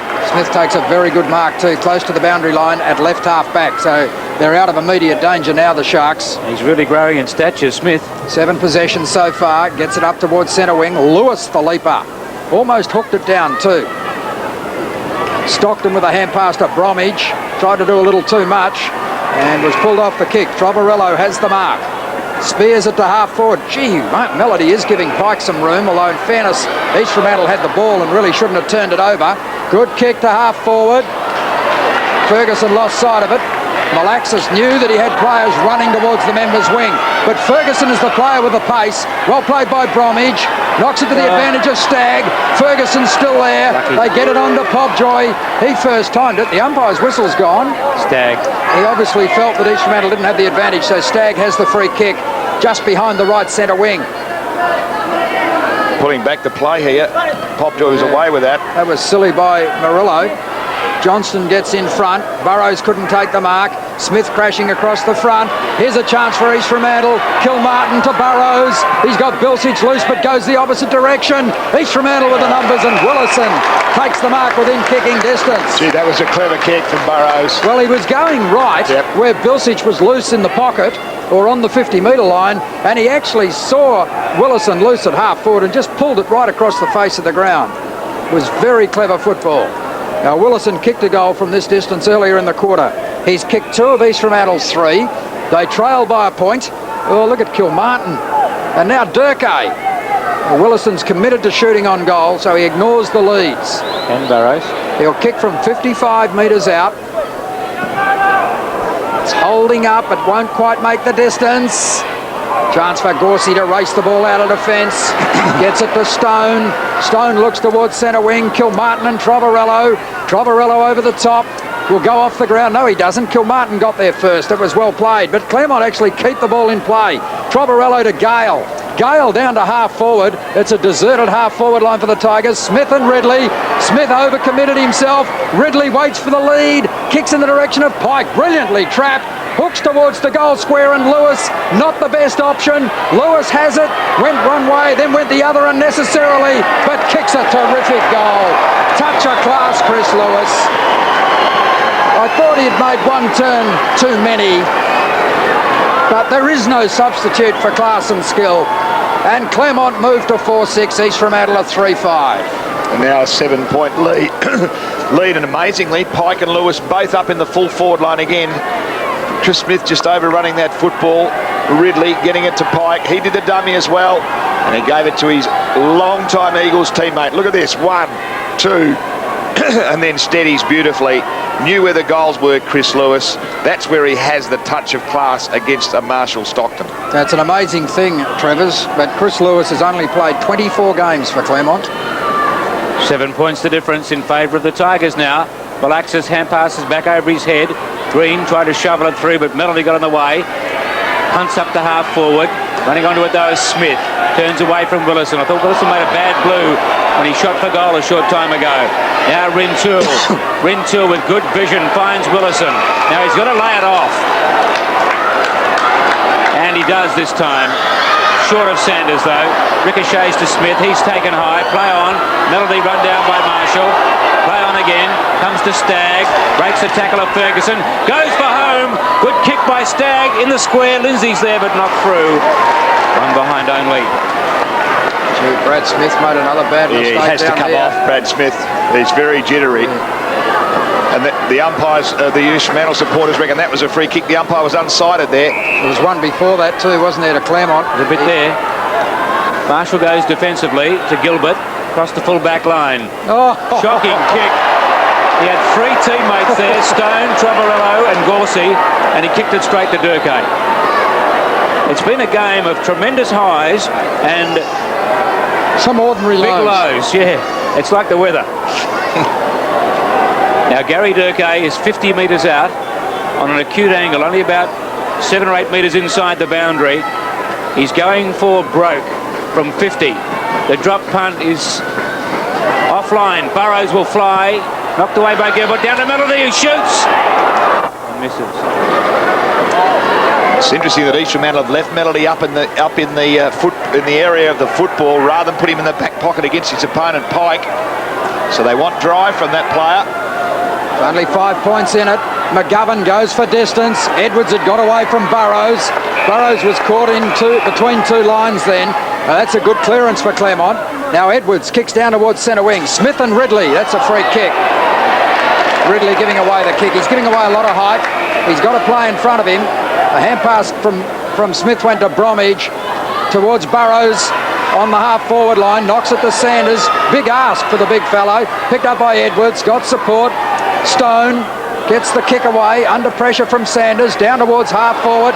Ridley overran it. In comes Lewis. With him Bromwich. Lewis wants the boundary line. Not sure that he wanted it, actually. I think Chris Lewis would have been content to take someone on if it hadn't gone out of play. The goal scorers for Claremont, 2 to Gorsey, 1 to Pike and 1 to Lewis. The goal scorers for East Fremantle, 2 to Willison and 1 to Burrows. The throw-in is at left centre wing for Claremont. Members side of the ground. Bromwich off the ground. That's almost a mark to Melody. He was pulled off the ball by Gorsey. No free kick, and we're going to have a bounce between right centre wing and right half forward for the Sharks. The margin is 5 points. Claremont lead by 5 points. Nearly 24 minutes played in the second quarter. The respective centre-half backs are doing very well. Stone for Claremont and Smith for East Fremantle. Young Johnston against Sanders, wins it, but straight down to Burrows. He hooks it to half-forward, Durkay and Edwards, knocked away by Edwards.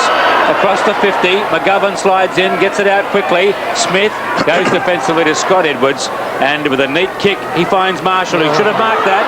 Now there's trouble for Claremont. Coming in to put pressure on his Rintoul. Tried to slap it back to Durkay, but it was sharp by Edwards. Trovarello, Smith. And Smith works it out pretty well. Finds the white line. Left half forward for East Fremantle, far side of the ground. Ribbons are hanging a bit limp at the moment. They trail by 5 points, the Sharks. This is a tough contest. Burrows slapped it straight down to McGovern, who gave it away to Green. Vilsic got his kick in. Murillo and Malaxis both go to ground. Pushed up by Malaxis though. Now Durkay used his body on Edwards. He kicked the goal like this last week. This won't be a goal though. Going back, Gilbert takes the mark. Great effort by McGovern. Now Stone.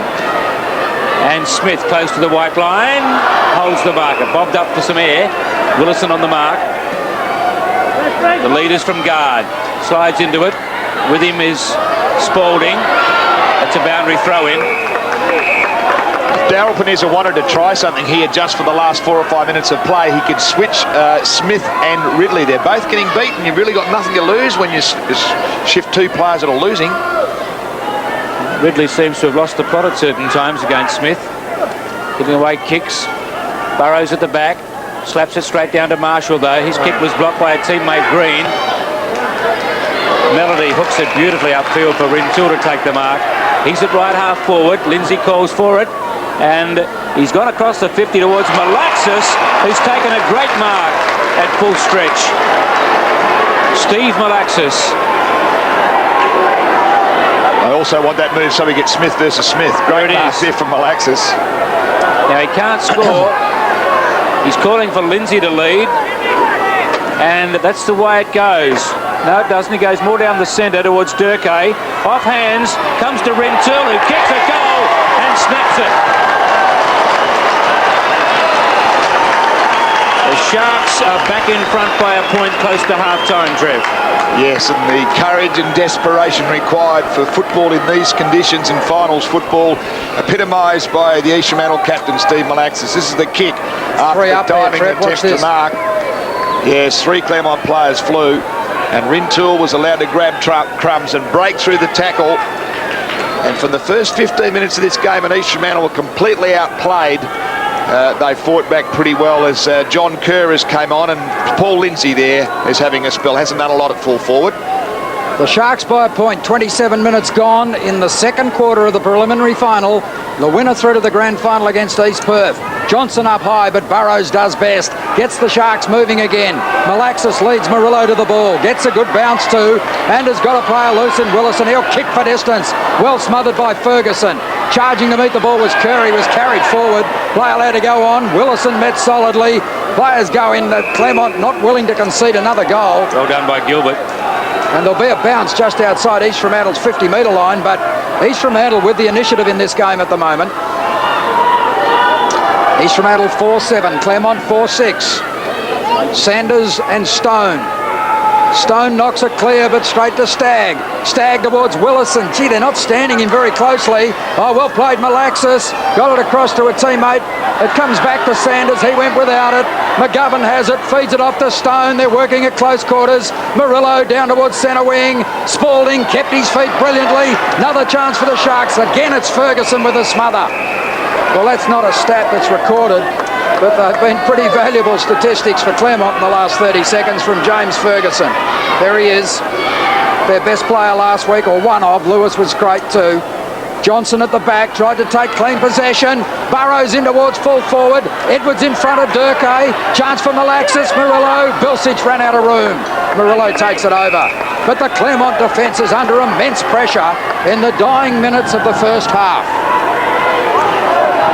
Well, we thought it would pan out like this, and there certainly has been a game of first one side, then the other, and in an enormous battle to half-time, it's the Sharks who go in with a 1-point lead, 4-7 to 4-6, 31 plays 30, and this game is up for grabs at half-time, Trevor. Oh, it is indeed, and Tony McHale there, just looking at the situation, would be much happier than he was at the 15-minute mark of the first quarter. I'm sure Justin Sanders works so hard to keep the ball in the area, which is a great attribute of his. The Claremont players have been right in this game, though. They're just giving no quarter as well. I mean, I think football supporters who are disappointed with the West Coast Eagles' performance against Essendon yesterday, you should be planning already to come to our grand final next week, because you're going to see a great contest which either of these two sides goes through to play the Royals.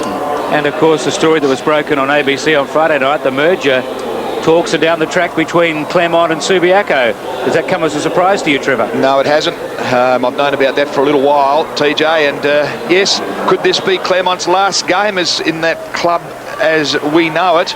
But they're certainly wanting to finish off anyway with a premiership. I think it's a good idea if we can get 8 teams in the competition rather than 9 with the Peel Thunder team coming in next year.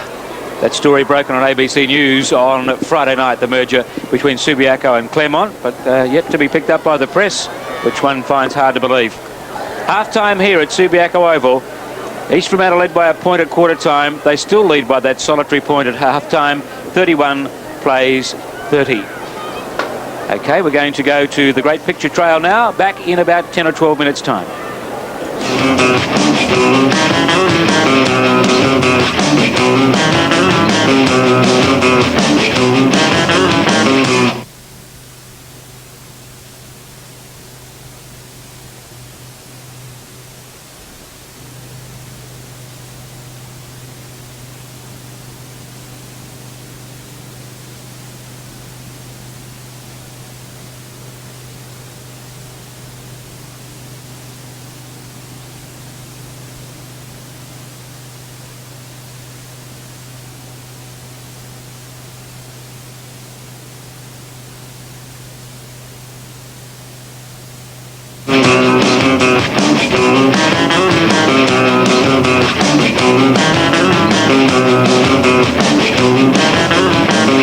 Malaxis caught by Lewis.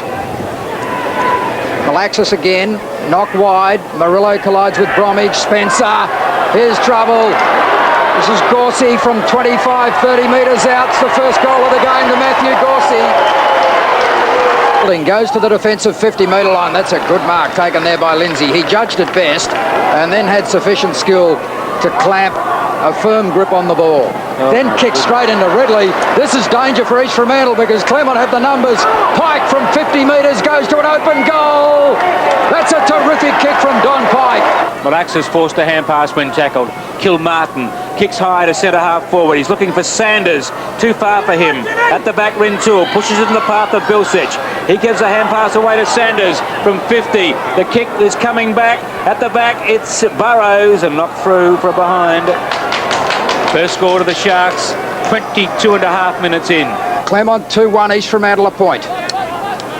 Burrows used his body on Stone. Ball running loose. Willison soccers it through. Now that might lift the Sharks. Chance for Malaxis, hurriedly back towards full forward. Chance here for East Fremantle. First back to this will be Murillo, close to the boundary line. It's kept in by Burrows. It was Gilbert, I'm sorry, and he's kicked the goal. Well done by Craig Burrows. Ties the game up at 2 goals, 1 apiece. Just over 27 minutes played in the first term. Spencer opposed by Barnden. Spencer did best. Back towards the goal square. Ridley did very well. Hand passes into the square. That was brilliantly done. Gorsey gets his second. The Tigers get their third. Between left centre wing and left half forward for East Fremantle, Sanders and Stone. Sanders does brilliantly to Bilsich.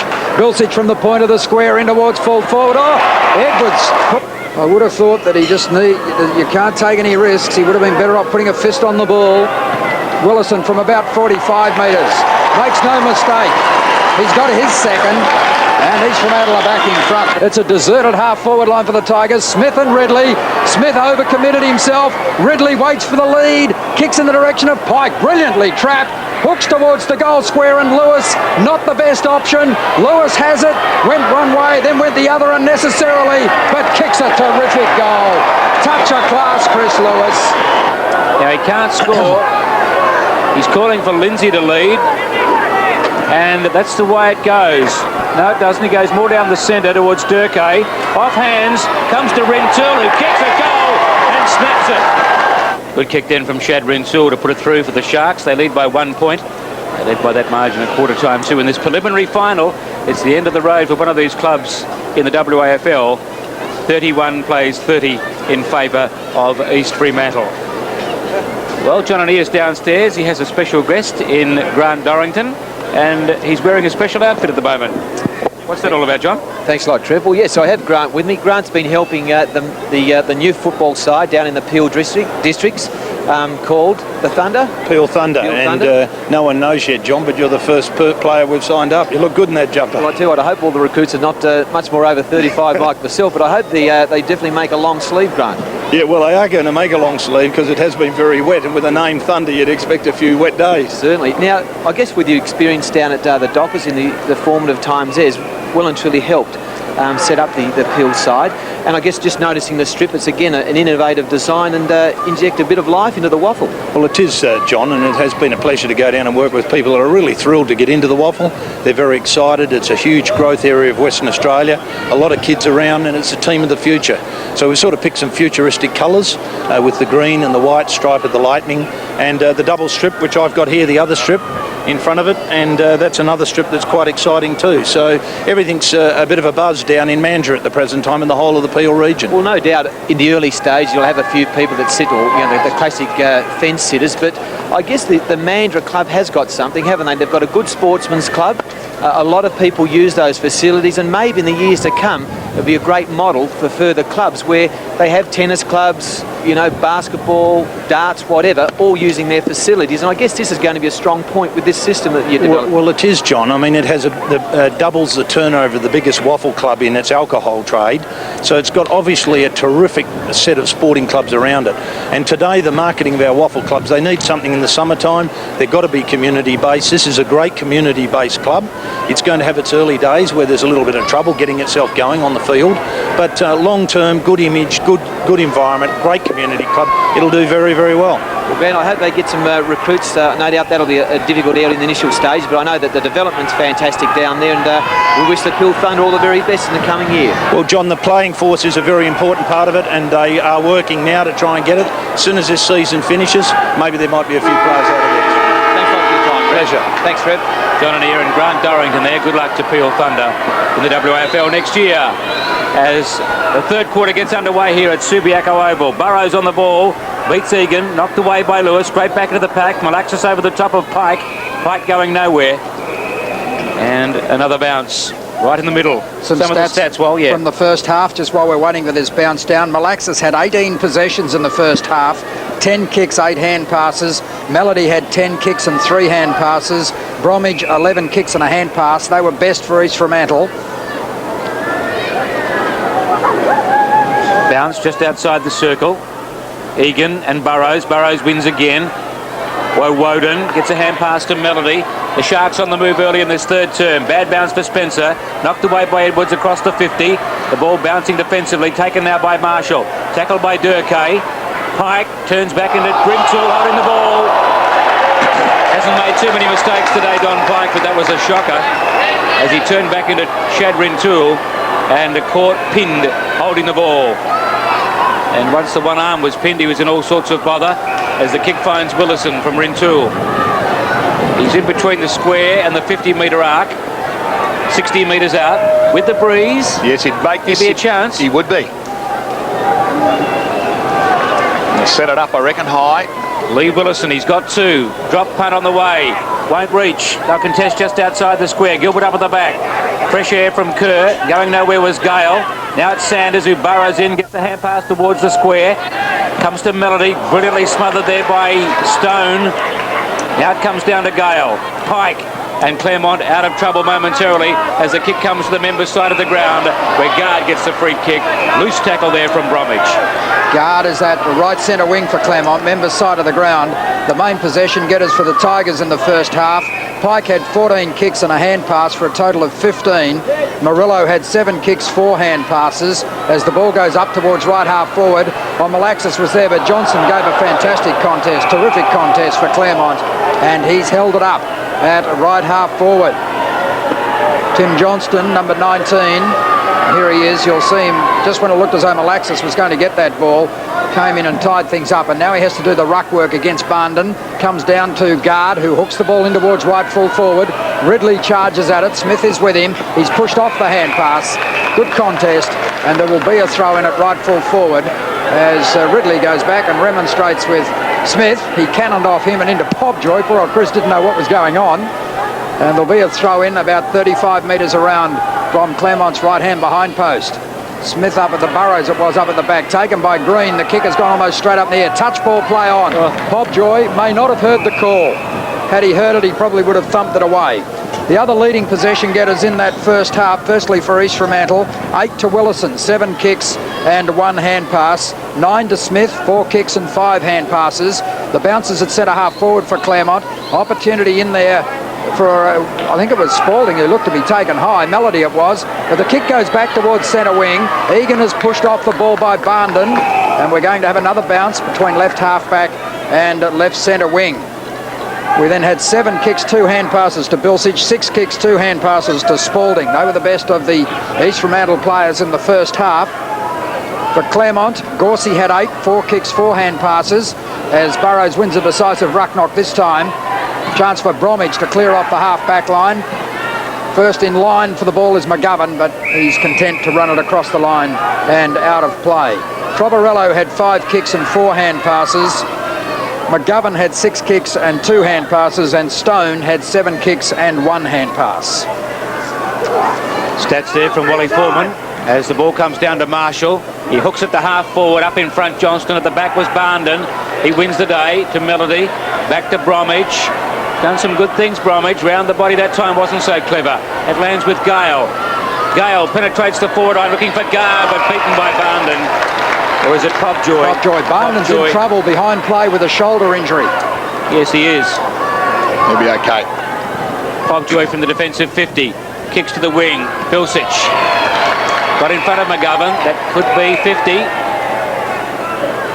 No, play on the call now from the crest.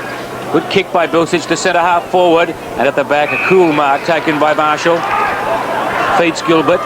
He goes out wide to McGovern on the half volley. No, he's paid the mark. Oh. And he's gone right across the full back line to Pike. Anyway, they've retained possession. Ferguson leads on the wing, or down from the wing to half back. Pike ignores that. He wants to go up the middle. He's got a lead there now from Stone. 16 possessions to Don Pike. Here it is to Stone, and he's been awarded the mark. A couple of interesting positional changes. Muir's come on the ground, so Spalding's had to go across to him, and Bromwich has gone on to the original opponent that what's his name had. Trying to think of his name now. It's Popjoy. Kick falls short. Lands with Lewis. Look at open this. Goal square. Lewis draws the player over the top of Kilmartin, and Brendan Green goes for home from point blank range and puts it through. With a droppy. I think he drop kicked that. second replay. It's a goal to Claremont. Bad mistake there by the Sharks. Claremont are back in front. Yeah, Sporting had Jeremy Gard, Tony McHale there, a little bit worried about what's happening, but Chris Pobjoy, I don't know what he was thinking of here. The left foot kick went straight to Lewis, and Lewis held onto the ball nicely, developed Green over the top. And let's have a look at the drop kick. No risk about that, it was. There it is. Kicked it into the second tier of the stand. He's older than I realised. Yes. So Claremont get the first goal of the third quarter and they wrest the lead back from the Sharks. They lead by 5 points. Egan wins the ruck knock. Barnden a chance. He's tackled from behind by Johnston. Chance here for Bromwich. He loses it in the Lewis tackle. It's picked up by Malaxis. Gets it down to half forward and Sanders. East Fremantle coming back strongly. Burrows gets it wide to Stagg. On it goes now to Stockton, who's pushed as he kicked it, and Edwards touches the ball. Gee, that was lucky. I thought that was offline, the way Scott Edwards was charging across the face of goal. Had he not got his hand on it, it would have been a very quick reply from East Fremantle. And goals have been as scarce as hen's teeth here this afternoon. Neither team would like to concede an easy goal. As the kick in from McGovern is a good one, it goes well outside 50. And a good mark has been taken out there by Egan. Stone, I'm sorry. He kicks the ball up towards centre wing. The ball lands in front of Muir and bounces out of play. And the throw-in will be between right centre wing and right half forward for East Fremantle. Claremont are 5-6-36. East Fremantle are 4-8-32. The Tigers lead by 4 points. And they'll be pleased to know they're no longer anonymous on the scoreboard. As Burrows gets the ball to the side of the pack. Marshall through traffic. Hand pass wasn't particularly good. Taken by Murillo. Chance for Claremont to go off the ground. Ferguson soccers in the direction of Pike. Pike has to go backward to the play to Marshall. He's got time. Kicks now towards half forward. Claremont have the numbers here if they can take the mark, and Ferguson can. He's finished the season very, very well. Kicks in towards centre half forward. The target was Murillo. Players have overrun the ball, all except Smith, who did that well. And now East Fremantle can rebound. He puts it out in front of Rintel, but he overran it. In comes Marshall. He's usually a clean ball handler. Gets the ball to the advantage of Gorsey. Rintel lost his footing. Marshall gives a good shepherd, but the missed kick from Gorsey landed with Pobjoy. This is an important passage of football. Rintel goes to ground. He ran into a pair of legs and has got a kick. I'm not sure about that, but Rintel with the kick at left half back for East Fremantle. Kicks to the centre square. The mark, the defensive mark, has been taken by Egan. Again, bad mistakes. Pobjoy and Rintoul both making glaring errors. Egan kicks to centre half forward. Smith, inspired at the moment, takes a chilling mark. Supporters liked it. Lays it off to Bromwich. Bromwich finds Malaxis, arriving late Muir.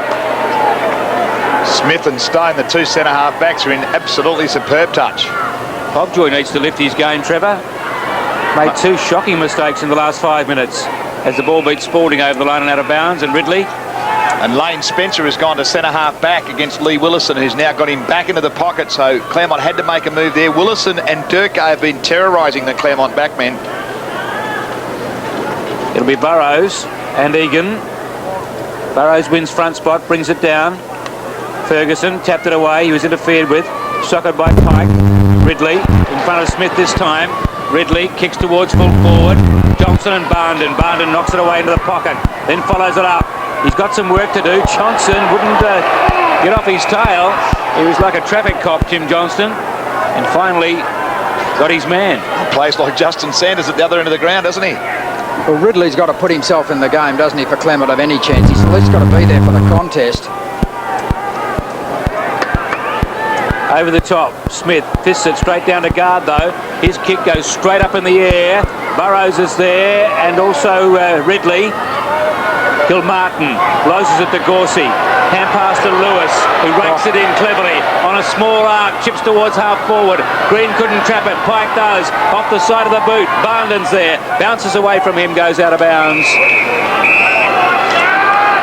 Boundary throw in right alongside the behind post. 4 points in favour of Claremont. Low scoring contest. Goals are like gold that you saw plenty of during the week, Trev. Yes. Burrows cleverly to the back of the pack.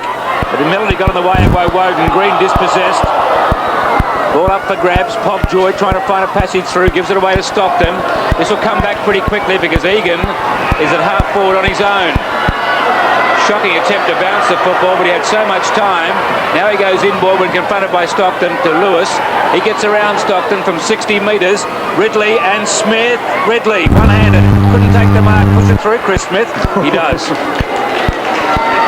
Good camera angle there. Ridley not happy. 37 plays 32. Spalding to put it back into play. He's kicking back in from this situation today. Has been one of the highlights of the game. East Fremantle with their last use of the wind in this third quarter. And it's a pretty handy wind. As we've said several times, you can kick goals at this end, the western end, into the wind these days at Subi Oval. But it's still an advantage kicking with it as Burrows takes a good mark and puts East Fremantle into attack. Chance at the back of the pack for Trovarello. It was an awkward ball. Sends it wide, looking for Stone. Stone chooses to keep it in. Oh no, it was out before he kicked it. He's lucky. Boundary umpire indicating that he'd been pushed out before he kicked it. And that wasn't a bad decision, actually. It was a line ball. I think East Fremantle should take Sanders off, bring Lindsay back to the ruck and put Burrows to centre half forward because he's really struggling, Sanders, against Stone. Sanders rucking now. It was Stone over the top. Melody got into trouble. Hand passes to Kilmartin. Hurriedly back to half forward. Durkay at the back. Danger here for Claremont. Back goes Lewis. Stone. Oh, well done. Brilliantly done. Kick's pretty important here. Chance for Melody in the centre square. Push in the back. Free kick going to Trovarello. I didn't see what happened there. Just going on the umpire's signals. Stagg tried to push him out, tried to shepherd him and pushed him. Claremont bring it wide. Egan, the ruckman, from half-back up towards centre wing and guard. Well spoiled by Bromwich. Got his fist in front of Jeremy Guard, who's had a pretty lean day. Looking at his first half stats, 3 possessions from Jeremy Guard, co-captain. Egan up over the top, crashed into Kerr. Kerr will get the kick. He's at left centre wing for East Fremantle. It's dry at the moment. Black clouds all around Subiaco Oval. Gilbert up, good mark. Neither side going anywhere at the moment. 1 goal for the quarter. That was kicked by Brendan Green for Claremont. They lead 5-7 to 4-8. It's Gilbert with just 6 possessions. The kick to half forward. Knock forward, guard, slick hand pass to Lewis. Lewis uses the ball cleverly. Egan thought about going. He did. No, he didn't. He didn't move off the line. Kick goes across towards centre half forward. Muir, well done. He was held after he got rid of it. Play allowed to go on. They tried to sweep it to Ferguson. Good defence, tough defence by East Fremantle. And they bring it away. Back to the half-back line. Up goes Johnston behind Barnden. Barnden was smothered. Another chance for East Fremantle. Knocked on by Bilsich. Kilmartin. Now Burrows comes to it. He picked that up well. Hand pass didn't have the carry it needed. The hand pass from Stone was a good one. Lewis was caught holding the ball. Play allowed to go on. Gilbert knocks it down. Burrows is met solidly. Barnden is crashed into. In comes Claremont again. The ball shoveled forward by Johnston. Good tackle by Lewis. Gee, this is a tough, torrid passage of play. Kilmartin has it. Ferguson has him. Sanders goes in. And the umpire says, oh, bounce it. Thank heavens for that. Tremendous. Can't get much tougher than that, Trevor. A lot of pressure. Actually, when a player goes to hand pass, he's actually off. Yes. And I thought he should have been called to play on there. And Lindsay has come on the ball. Egan wins the tap, though, over Lindsay. Trovarello cross his body to half forward. Guard in front. Good strong mark. You fired him up, Wal. There's the drop punt. Now Ridley's got the sit. Smith uses his body. Down towards Green and Gorsey. Gorsey wins the day. Tackle by Spalding was brilliant. What's the umpire said? Holding the ball. I think they've got it. They haven't been rewarding them much today, so that's probably a bit lucky in some ways, but I think they've got to start. That was a stupid hand pass, though. Smith kicked it into the back of Muir. Muir runs down by Woden. He's been in the wars today. It squirts out the back to Green. Hand pass to Pike from the pocket. Snap by Pike. Across the face.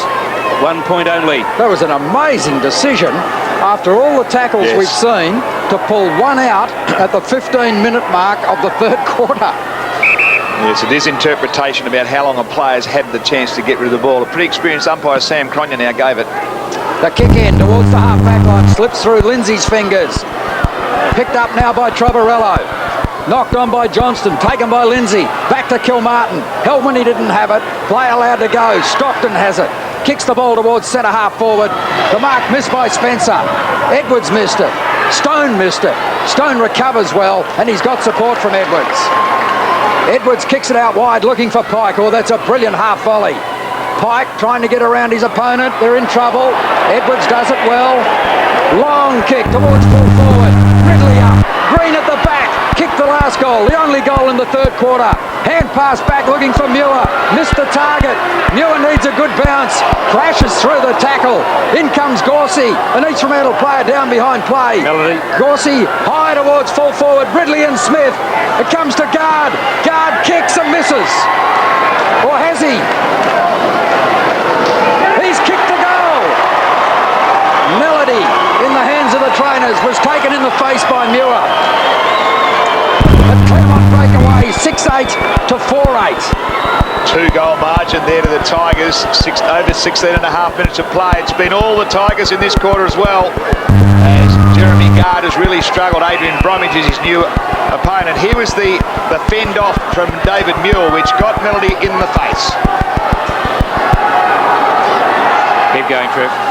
Situation where Guard just snaps the goal well, and well finished.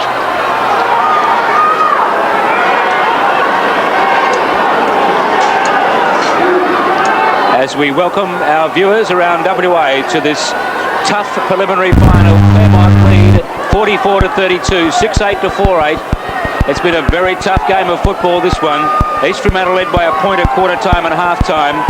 Paul Lindsay has been on the ball against opponents today in Egan, Stone and others. And at the 17.5 minute mark of the third quarter, Claremont have pulled away with a 2-goal lead. Very tough game, and the passage of play a few moments ago, Trevor, certainly one of the highlights of the day. Oh, just terrific. Two very committed teams. The game's not over yet. Claremont had a 2-goal lead in the first quarter as well. Lindsay and Egan, they arrive at the same time. No player got a tap to that. Trovarello loses it. Socket upfield by Ferguson. Up to half forward, the ball bouncing free. Inside 50, Muir overruns it. Toe poked out of the pack there by Barnden. Tunnel ball back by Johnston. Picked up by Muir. Gives it away to Guard. Guard, good hand pass to Gale. Gale snaps at goal, but he's offline. And 1 point only, but a handy one. Heavy rain in the first quarter. Claremont got the jump. East Fremantle pegged them back. And goals late in the second quarter to both teams saw East Fremantle go in at half-time with a 1 point lead. Now it's Claremont who've taken the initiative. As Spalding goes to the outer side, Trovarello and Malaxis. Gorsey slaps at the Trovarello. He goes back to Egan. Egan from a standing start, kicks to half forward. Lewis run out of bounds by Bromwich, who's been a good player. Number 22, and Lewis is hurt. It's the right ankle there, a little bit of a twist. 5 of the 10 goals have been scored in time on. With me in commentary, Wally Foreman, Trevor Sprigg and John Anniers on the boundary. Lewis in real trouble outside the boundary line. Claremont with 17 players at the moment. They have the ball forward and Lewis is coming off. He's done an ankle. Well, that's a real blow. He was a star for them last week in their losing second semi-final performance. He's the player that's had them going this quarter too well. He's done very well. And that doesn't look too good at all. Murillo will come back on. Up goes Lindsay to win it down. Guard, who's getting into the game, gets it into the pocket. There have been 2 goals kicked in this third quarter. There's Daryl Panizza trying to check the damage and make the necessary changes. Lewis has decided he might be able to try it out, or has he? 2 goals kicked in this third term, both kicked by Claremont. East Fremantle led by a point at quarter time, a point at half time, and now Claremont lead by 13 points. We've played 20 minutes in the third term, and one senses that this is a crucial stage of the match. East Fremantle need to stop this Claremont run and perhaps even pull back a little bit of the lead. Is that the last time we'll see Chris Lewis in Claremont colours, Trevor? It could be. If they don't win the game today, he might have a little crack there, I reckon.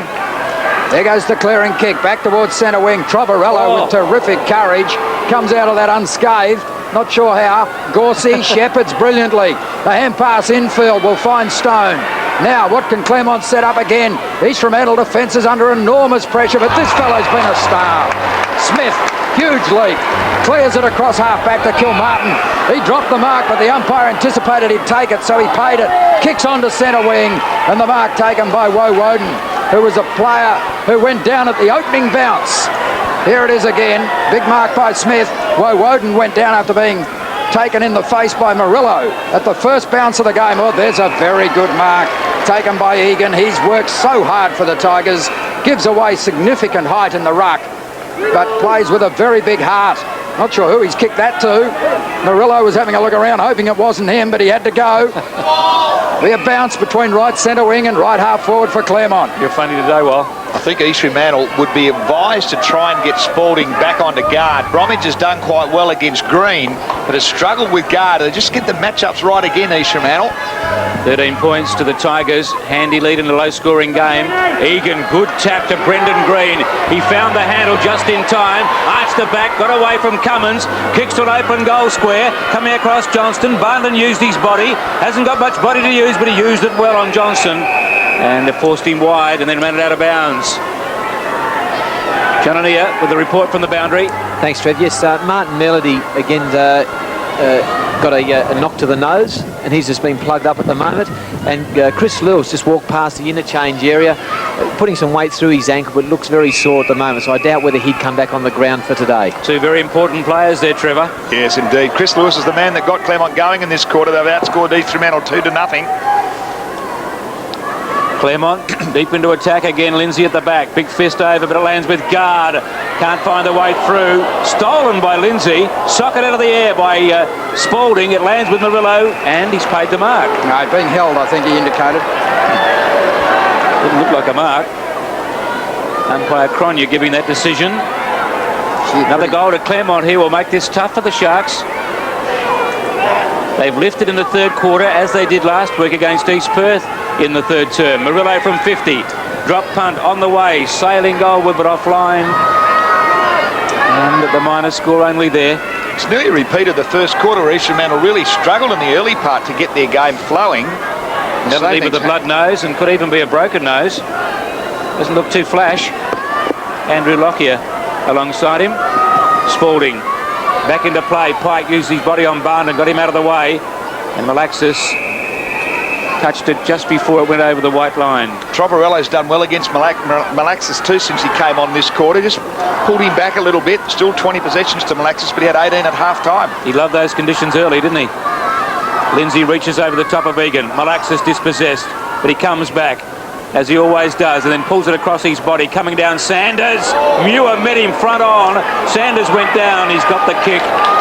Well, there's no risk Muir's been sent out to try and toughen and soften a few people up. His physical presence has been important, though. Didn't worry Sanders too much.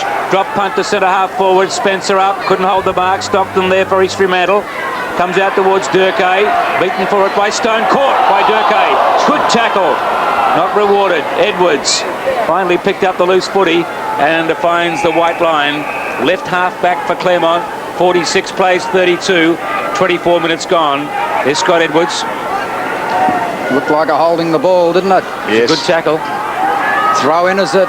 Between right, here it is again. He tried to avoid the tackle, Stone. Should have been penalised. Yeah. Egan gets the ball to the back of the pack. Spalding is first to it. Brilliantly tackled by Muir, and just as well picked up by Gale. Went through Pike's legs. Another chance. Muir trying to crash through the pack. Oh, Green comes out with it somehow. Gets it to Gale, who wrong foots everyone. Sweeps the pass down, the hand pass down in the direction of Green.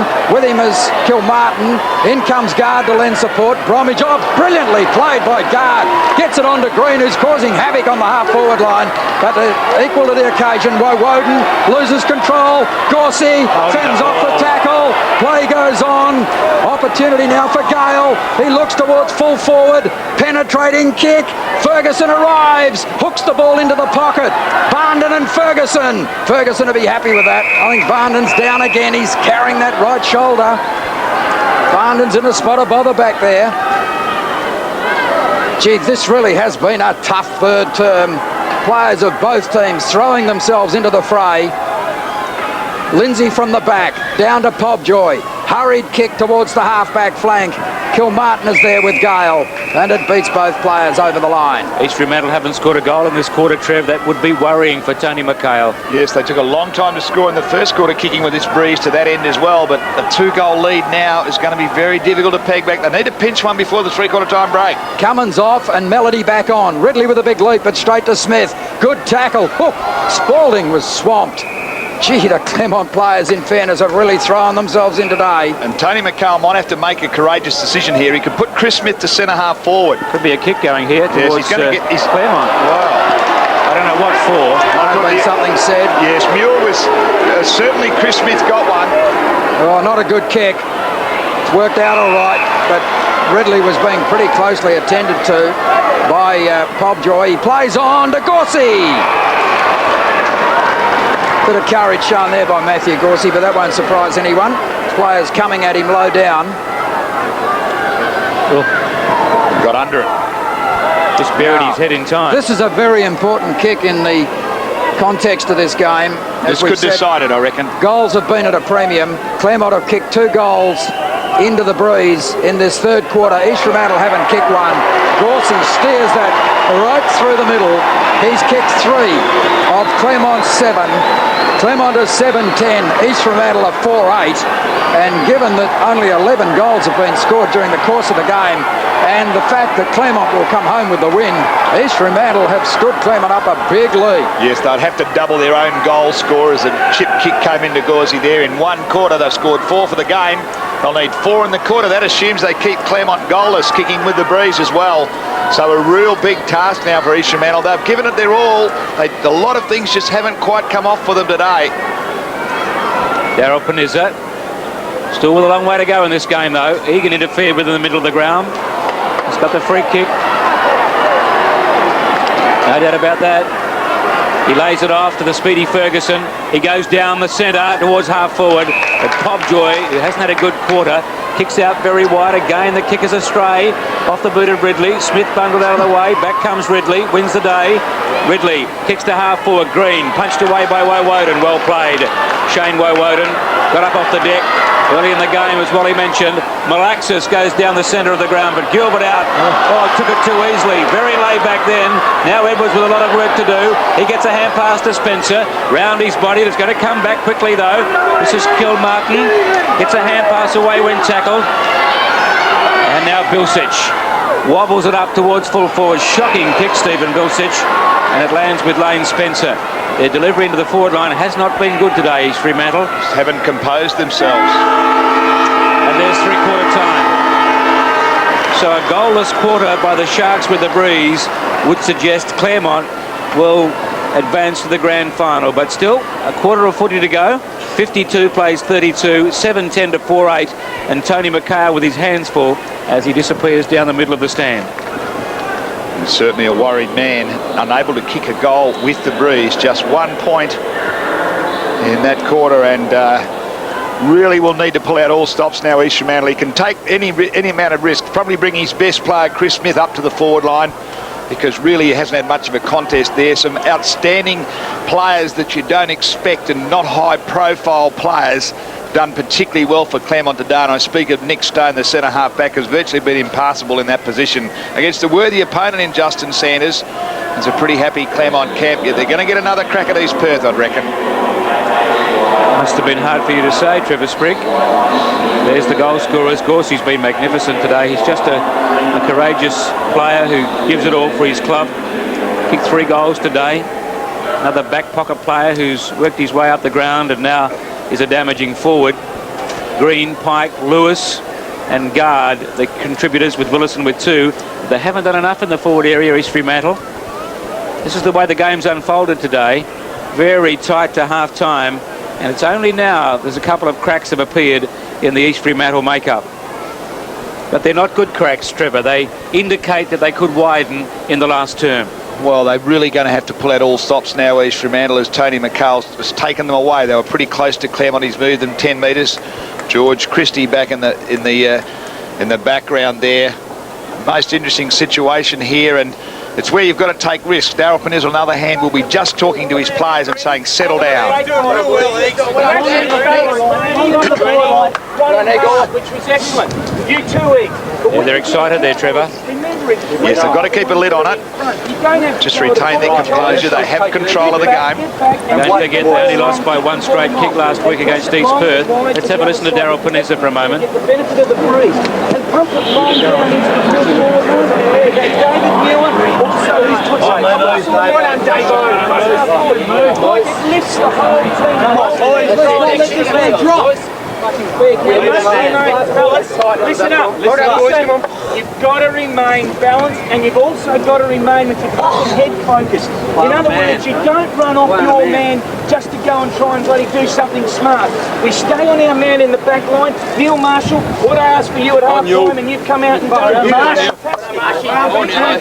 Well, a lot of jubilation there, and Daryl Panizza, who played 274 for Claremont, he's got them fired up, bubbling almost at three-quarter time. They know they can get close to East Perth if they get another crack next week. And that's why the excitement would be hard to maintain there.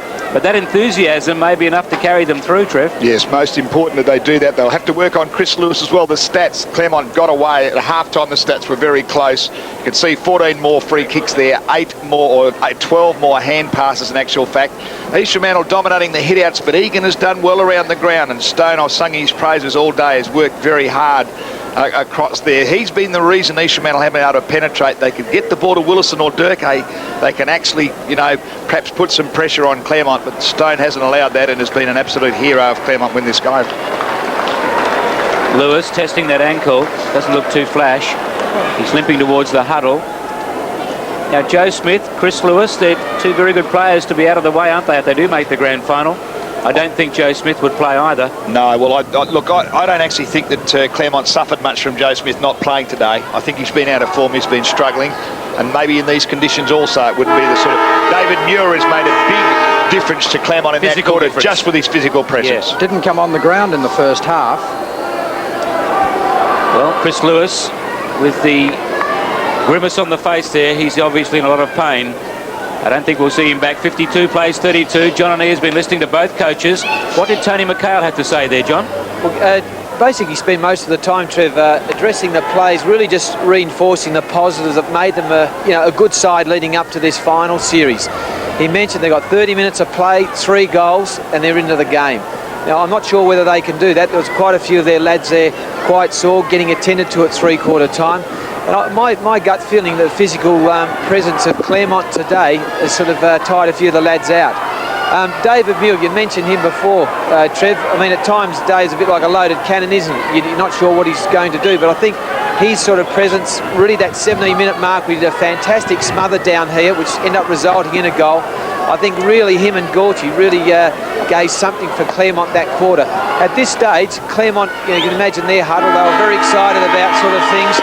So, I wouldn't sort of hold back on each man. I think they'll play this quarter out, but I think Claremont have really got the game up to this stage. Thanks a lot, John O'Neill. Back in the middle of the ground. Burrows mistimed his run, and Egan had a second shot. Thumped it towards half forward, knocked on by Guard. The dangerous Pike's got it outside 50. He chips towards full forward. Up goes Johnston. Can't pull it down. Gets a hand pass away. Ridley's got some space. He hooks it. Goal! That's a clever snap, Todd Ridley. That's a major to Claremont. And that's just what the doctor ordered for Daryl Panizza and the Claremont Tigers. They go to a man in the middle of the ground, and they're going to be hard to run down from here. Well, it's an amazing situation, as it was sung the praise of Chris Smith. He's been moved off Todd Ridley. He's gone to the forward line. Ridley wouldn't have got near this football if Smith was with him, but you can just see Ridley keeps his composure there, gets it on the left boot, broke the tackle, and this is where Tony McHale has to go for it. They're pretty happy players there. They have got the game under control now, Claremont. There'll be no stopping them from here. Big job in front of East Fremantle now up there to keep their season alive. They trail by 26 points with that goal in the first minute of the final term. Egan wins the ball down. Ridley got his hands on it. Stagg is claimed by Ferguson, but the kick goes forward from Stockton. Smith pushed into the ball, sweeps it wide, taken by Trovarello, and a very good tackle by Stockton that goes unrewarded. And that makes that third quarter decision even sillier. When a player was pinged for holding the ball right out of the blue. They're given one for the day. Yes. That should have been rewarded. Big thump forward by Egan. Malaxis ridden into the ground. High tackle. Alexis is at right centre wing. There's still time if East Fremantle can get some momentum going. They've conceded the first goal of the last quarter. They kick the centre half forward. It lands with Gilbert. Now Pike has a chance. Stockton's in on top of him, and there's going to be a bounce at centre half forward for East Fremantle. Perhaps between centre and centre half forward, right on the edge of the centre square. Claremont are 8-10. East Fremantle are 4-8. East Fremantle haven't kicked a goal since half-time. In the same period, Claremont have added 4. Burrows does best. It squirts out the back and is taken by Spencer, who kicks straight towards the boundary line. Bilsich and Ferguson in a foot race, and Ferguson would win most foot races he gets involved in. Lewis with ice pack on there. The rehabilitation program has started already for next week. Yeah, exactly. It's a very big ice pack. Burrows used his body intelligently, I thought. Gee. Anyway, Egan gives it away to Ferguson. He's got a big kick for a little man at the back, Ridley. In front was Kerr. East Fremantle go in through Melody. And at the bottom of the pack is Sir John, number 35, John Kerr. Used off the interchange bench today, and now the minder for Todd Ridley, who kicked a magnificent snapshot a moment ago. Muir fists it forward. Kerr slaps it to Bilsich. Over the top, looking for Melody. He's got some work to do. Tackled without it by Pike. The play on the call. Gorsey kicks towards the top of the square. Coming out Johnston. He was outnumbered. Woden hooks it upfield. Too far for Stockton. Comes back towards Melody. He kicks out very wide. Trovarello, I don't think will rein that in. Boundary throw in at left half forward now for Claremont. Business-like day for Trovarello. Alexis has been good.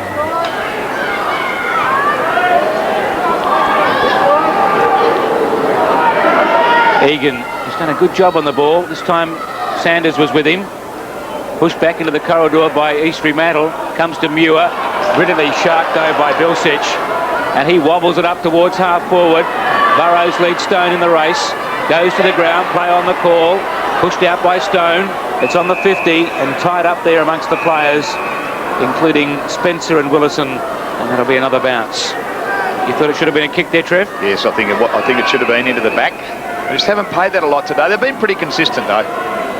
Spencer, clean possession. Tackled by Durkay. Pulled off the kick. In goes Durkay to tie it up. Just inside the 50. 58 plays 32. No prize for second here today. Winner into the grand final against East Perth, which should be a crackerjack game here next weekend. Claremont lead by 26 points. Durkay overran it. Edwards hurriedly to the half-back line. Gale beaten by Kilmartin. It eluded Trovarello. Almost looked like a throw, but the umpire was right alongside it. Murillo caught. That was. Rintoul caught by Ferguson. Bromwich has it. Chance now for East Fremantle. Smith's badly outnumbered back there. Edwards needs to go off the ground and does. There'll be a throw in just inside East Fremantle's 50-metre line. The East Fremantle supporters are getting anxious. Not a big crowd here today, but they're giving vent to their feelings at the moment. Egan up at the back, it was Stockton. He gets the kick in. Smith and Gilbert. Smith with best position. Rintoul collided with him. Durkay's there. Chance for Rintoul, who snaps but puts it across the face of goal. In fact, he's put it into the post. I thought it had scored. Quick kick in from Stone. Marshall needs to mark it. It was nicely thought out by the Claremont Tigers. Not such a good hand pass, but Pike makes the necessary space to get around Rintoul. Kicks towards centre wing. Spalding sockers it back. Chance for Marshall again. Collides with Willison. Durkay with him, Edwards. Durkay is just cruising. Walks out of the tackle. Well played by Edwards. The tackle was high. Gee. Over the shoulder, I think. Oh, yeah. So Durkay with a chance to pull one back here. Now, if he could kick this, and he really needs to, East Fremantle would sense they were still in the game. It'll take a good kick, but he can kick it from here. He'll kick from just outside 50 metres. The breeze isn't really a factor at the western end of the ground. If the stands weren't there, he'd be kicking into a very stiff breeze. But East Fremantle need him to convert. hasn't kicked a goal today. Still hasn't kicked one. Hit the post. Just didn't kick through the football then, Trevor. No, he didn't seem to be confident about it. Is it going to be a goal? Done some good things early, Dirk, but has gone out of the game. Like a few of his teammates, Stephen Bilsic has been tagged out of it by Andrew McGovern as well. McGovern brings it in. Stone needs to be quick. Now he's got some work to do. Goes back to Marshall. He finds Trovarello. Measured the hand pass nicely. That's a good kick to centre half forward almost. At the back, Melody. Guard was in front. Melody wins the day.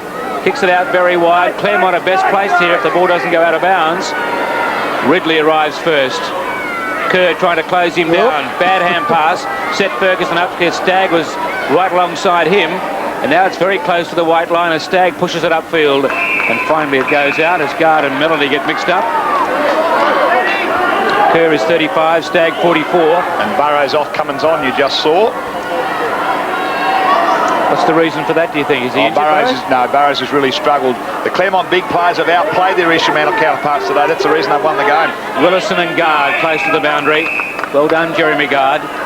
Stone, Egan, been completely on top. Burrows has been disappointing, as has Sanders, and Lindsay's also off the ground. So what was thought to be their trump cards haven't fired. Sanders gets down towards Woden, but Ferguson was there. Bilsich and Woden. Now Bromwich, he was held. Goes off the ground. In front, Edwards finds the boundary. Nothing's going right for the Sharks at the moment.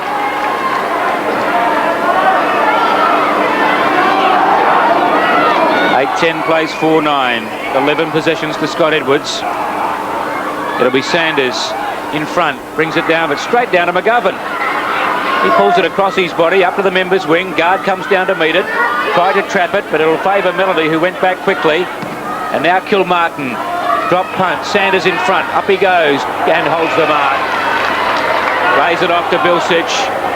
Bilsich kicks to centre half forward, and a strong mark taken by Stone. He's been a very good player today. They're answering the challenge at the moment, Claremont. You feel that East Fremantle are making their last thrust. Marshall dropped the mark but recovers well against Rintoul. Got the hand pass away and was pulled off it. No penalty. Chance for East Fremantle. Woden went without it. Gets it back to Kilmartin. They need a goal quickly, East Fremantle. A kick in towards half forward. The ball eludes both Gilbert and Smith and rolls out of play.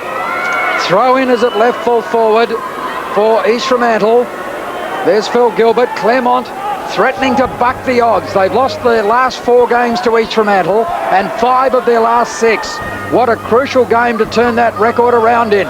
McGovern to Marshall. Back it goes to Spencer. Spencer high towards the centre square. It's East Fremantle. Sanders comes in, takes the mark on his chest. East Fremantle haven't given up yet. Willison is the target. Spoiled from behind by Spencer, almost the mark. Gets a quick kick down towards half forward, but Melody takes the mark. Melody had to come off the ground early in the third quarter, with a facial injury. Was this quarter, wasn't it? No, it wasn't. It was the last one when Claremont were kicking to the western end. You'll be okay, Will. Doesn't matter.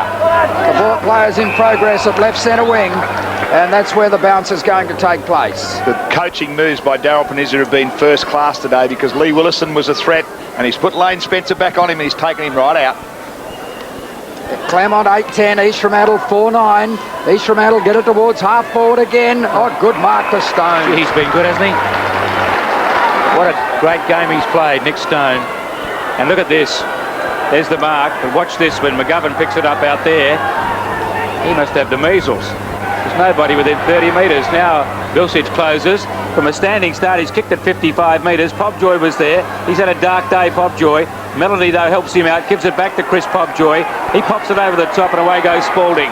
From the point of the square, kick to half forward, Stockton. Stone arrives again to make a great contest and then shovels it forward to McGovern. Over the top looking for Egan, but knocked away by Stockton. Into the path of Spalding. He's dispossessed. Good work out there by Gale. Now Sanders, Bilsich. Oh, that was a bad hand pass. Intercepted by Gale. Green, too slow. Tackled by Sanders. Toe poke by Kilmartin. Player held but not in possession was Egan. Upfield then by Spalding. Stockton, Bilsich. The full forwards, Rintoul, knocked away by Marshall, into the path of Gilbert. He pulls it across his body. The half back, Stockton got his knees to it. Rintoul couldn't control it. In goes Murillo, he's hovering over the ball. on the call, though, from the umpire. Shovelled out to McGovern by Gale, and again Claremont repelled the attack. Down towards half forward. Oh, there's a good mark to Johnston. Claremont really have lifted to respond to this challenge. Up in the direction of Ridley. Off hands it comes to Popjoy. He ran into a solid tackle. Ferguson throwing himself in. Gorsey claiming a kick. Comes back to Ferguson. Gorsey again. Hooks to the goal square. The umpire's whistle's gone. It's a relayed free kick to Claremont. Gorsey was taken late. And Ridley will take the kick. Lost the plot, Popjoy. 30 metres out. Oh, I think everyone was just throwing themselves in desperately. But Claremont really have lifted themselves. I suspect they've really tried to respond to the tag of them being soft. And they are not going to relinquish this lead easily. You would think if they could survive another couple of minutes, then they are through to the grand final. Because East Fremantle, who have thrown everything at them in the last 5 or 6 minutes, have just not been able to kick a goal. And now Ridley has the chance to really nail their coffin. He kicked a goal early in this last quarter. Just getting a little bit of advice there from John Stagg in the background. He's missed. There's a let-off for East Fremantle. That would have sealed their fate well and truly. The job is still a huge one. Can you take Trevor's pulse? Is there any pulse there, Will? I think Daryl Peniz will be really upset by that. He knew that was the game, that would have been the one that seals it. Yes, he's not so happy, Dollar, but I think he knows he's going to win it. Spalding goes down the middle. There's a kick down here to 50. Something must have happened behind the play. I didn't see what it was. Well, it's going to Chris Popjoy. Now he needs to really lift the tempo. Made a lot of mistakes in the game. Drop punt to half forward. Smith sets in front. Should have held that mark. Gilbert put the pressure on. Spencer playing for the free kick. Back comes Gilbert. Feeds Trovarello. He thumps it out towards the wing on the outer side. Getting a fist out there was Johnston. Down to Kilmartin though. He chips over the top. Sanders punched away by Egan into the path of Green.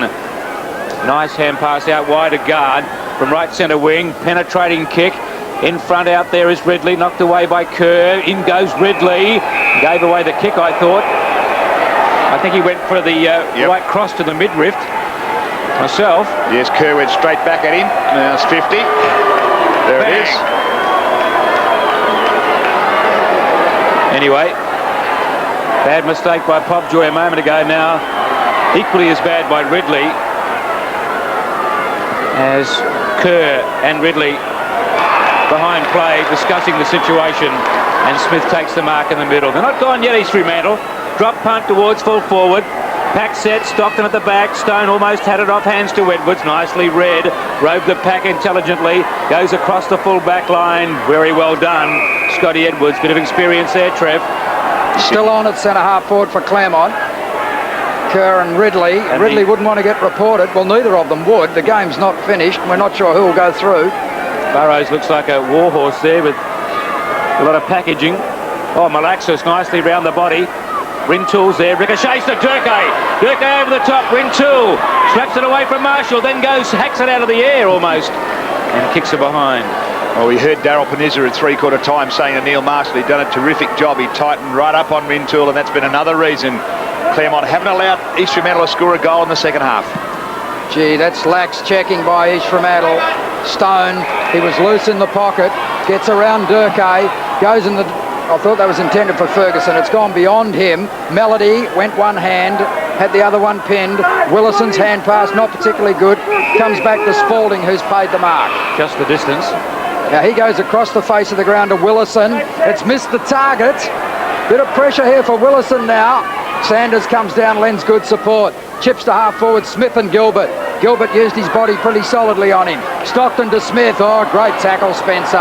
And Spencer gets the ball across the half-back line. Oh, he's knocked it back looking for for Stone. Stone was too busy looking for Durkay. And eventually the clearing kick goes towards centre wing. And Marshall takes a great mark. Sends guard away with a hand pass. And you suspect now that Claremont have done enough.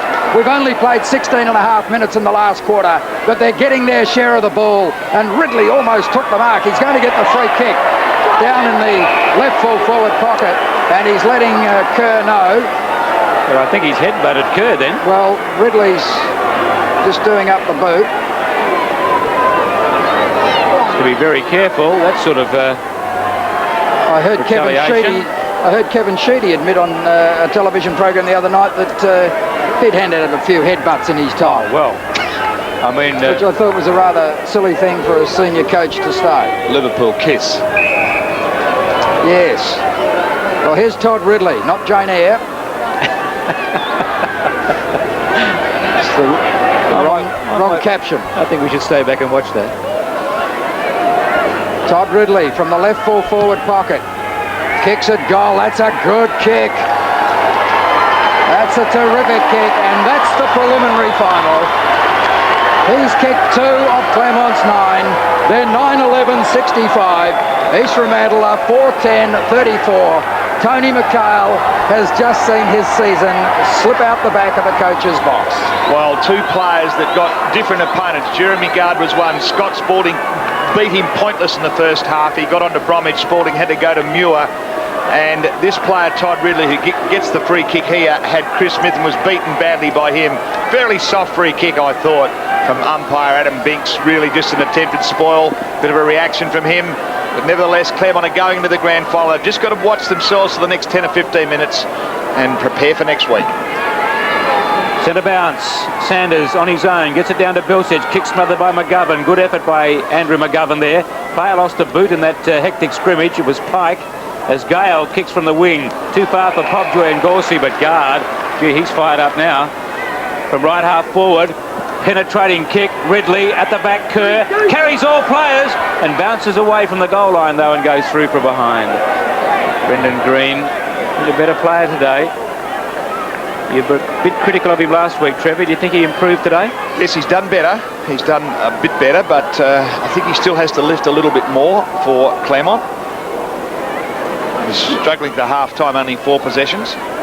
One would imagine that Claremont will get through. Can they beat East Perth? Oh, they've got a good chance. It'll be depending a bit on injuries. Ryan Turnbull will play for East Perth. Will Chris Lewis play for Claremont? The kick to half-back. Stagg at the back, but Gard stands tall there and takes a good mark. He really has come to life, Jeremy Gard. He's got a taste of the leather now, 60 metres out. Kicks to the top of the square. Kerr, did he touch it? No, I don't think he did. Another goal to Claremont. Jeremy Gard can do no wrong at the moment. And I thought John Kerr might have got his fingernail to that, but he didn't. 72 plays 34, and the fat lady is warming up, Trev. She is indeed. Jeremy Gard kicks his 2nd goal. Again, he's escaped from, he's got his 3rd opponent now. Chad Rintoul, his opponent. But the former Fitzroy player there stood very tall. And he's a son of a premiership player in 1964, Karen Gard as well. So he'll be pretty happy that he's got a crack to emulate his father with the Tigers. Of course, he's already a premiership player in 91. The fat lady's into the 2nd verse, I'm afraid, Trev. Well, you'd know. Centre bounce. It's a bit unfortunate, this scoreline, because it's been a much better contest than the score suggests. Mark taken by Spalding between half-back and centre wing. He kicks up towards centre wing. It just carries Willison. Going back with him is Gale. Willison hooks into the pocket and Murillo takes the mark. He was shepherded or protected there by Gilbert. Back he goes towards the centre wing, and Muir takes the mark, and a bit of a cuff around the ear from Spalding. Kick back towards Johnston, who's pushed off the ball by Barndon, and there will be a throw-in on the outer wing. It's Muir's mark coming up here. There it was. Bit of treatment there from... He's only had 3 possessions, David Muir, but he's had an influence. Ferguson pushed off the ball this time by Stagg. Stagg goes 20 metres backward to Willison with a hand pass. Willison with a penetrating kick to the 50-metre line. Edwards and Durkay. Now Stockton got the hand pass away. The tackle wasn't released, and so Stockton will get the free kick from just inside 50 metres, or he'll kick from just inside 50 metres. Well, the move of Smith to full forward for this last quarter hasn't worked because the ball, or centre half forward, the ball just hasn't gone down there. Not with any purpose anyway. It's a good kick from Stockton. I think it's just cleared Spencer on the goal line. It has. So East Fremantle kicked their first goal in the second half at the 21.5-minute mark of the final quarter. In that same period, since half-time, Claremont have kicked 6 goals. It's 10-12 to 5-10. East Fremantle supporters are rolling up the flag, Trev. Very bad sign. Yes, it is. Marshall Stockton did a fairly good job against Chris Lewis early in the game. He's resting up on the forward line now, and he got the free kick there for holding the man. Was able to finish off okay. Had a pretty good season, Marshall Stockton. An unsung player as far as East Fremantle are concerned, but he can be fairly satisfied with his effort. Bounce favours Egan. Arriving late, Lindsay. Egan still stood his ground, knocked it down towards Trovarello. Pike going nowhere, dispossessed. McGovern, spoilt by Melody. Pushes it upfield, but straight to Stagg. He kicks to centre-half forward, Spencer. Good mark against Sanders. They were shoulder to shoulder. Spencer did very well. Of course, the other player we may not see is Steve Malaxis after this. Be interesting to know what Steve does, won't it? He might play. He'll probably do a pre-season and just see how he goes. Spencer's kick to the wing. Over the top was Rintoul. Mark has been paid, though, to young Tim Johnston. I reckon he'll turn up at East Fremantle Oval out of force of habit anyway. Yes, well, he's been rumoured to be a possible target for Subiaco's coaching job and Peel Thunder. It's interesting. Ridley got a hand of that, but it came down to Gorsey, the very elusive Matty Gorsey. Finally found a bit of space and snaps a goal, but couldn't add to his tally of 3. John Kerr has plenty to say, Trev. Yes, he does. Always indeed. has over the years. Yeah, well, his namesake did anyway at the Melbourne Cup, didn't he? Yeah, I was there for that. I was standing right about 20 metres away from Sir John. He would have got drunk on the fumes. Yeah, I got a bit of the champagne that was spilt. Now Lindsay in a tight contest out there. Gale's hurt. I think it might be cramp. He's mucked that up, Lindsay. And now the umpire will come in to bounce it down. And I think McGovern got one around the ears as well. Just having a rest. Highlights of this game tonight on ABC News between 7 and 7:30, as well as a wrap-up of all sport around Australia and international. Look forward to your company for that tonight. 73 plays 40. In favour of the Tigers. They're on their way to the grand final. And they're going to meet this team. No, not that team. This team. There's Merv Hughes there. Yes, East Perth. They would have looked on and they would have been happy that this has been a pretty physical game. There'll be some tired players and some players nursing some wounds this week, which augurs well for the Royals. First premiership chance since 1978. Muir shovels a hand past to Guard, who snaps from the pocket. Clever kick by Jeremy Guard. And brings up the minor score only. What do you think of the sacking of Graham Melrose from Swan Districts, Trevor? Were you surprised by that? No, I wasn't, because it was on the rumour mill all the time that he'd fallen out with the hierarchy there, but I'm disappointed. I think he was starting to come to grips with the club he had and could have done well. Dorsey with the mark across to Pike. Pike back towards full forward. Through for another behind. Claremont have now had 25 scoring shots to East Fremantle's 15. And they lead by 35 points. Will Phil Cronin get the job at Swan Districts? Is that the rumour? Is he assistant this year? You're the rumour man. You're the man that knows it all, T-Sprig. It's getting very dark here at Subiaco Oval. Been a dark second half for East Fremantle. Rintoul to Pobjoy. Pobjoy down in the direction of Sanders. With him Spencer. Kilmartin coming in to help. Here's Ridley. Oh, well picked up. It's starting to rain again at Subiaco. The ball comes infield to Egan. Gee, I'm impressed with his work ethic. He's at right centre wing. You have a big job next week. He comes up against Jeff White again and perhaps Ryan Turnbull. So Claremont, as they so often have to, will be conceding a lot of height in the grand final. Here's Egan again. Kicks down towards full forward. Gorsey knocks it forward. McGovern got it away to Pike. It's a bit slippery. Harvey's on the ground. Green over the ball, knocks it down towards the pocket. Spalding got an awkward bounce. Oh, that's a good tackle. That's holding the ball. McGovern was the player who applied the tackle. And Andrew McGovern will shoot for goal from 35 metres out. An acute angle as the bad weather closes in. Kevin Worthington's seen enough. Former Claremont champion himself, of course, and now he will coach East Perth against his old team to determine the 1996 premiers. McGovern, right full forward pocket. breeze favouring the end to which he's kicking. He's put it right across the face and through for a behind. I suppose while Tony McCarl wouldn't make excuses for East Fremantle, but they were a bit unlucky with the wind and the howling rain early in the game, and it's the game's actually going to start exactly as it finished, as East Perth leave the scene of Subiaco Oval. Yes, East Fremantle won the toss and chose to kick to the city end, but in fairness it wasn't raining right at the start of the game when the toss took place, but it started raining just minutes after the game started. Good mark to Egan. And a fierce wind too that would have been hard to control or deal with. It's much like it is now, I think, really, the weather in the first quarter. I don't think this will be too much, though. If it is, well, can I borrow your brolly to go home, or can I at least get under it? Well, you'll finish up at Mundaring-Weir. You go out there with an umbrella. I get an early start for the Avon descent.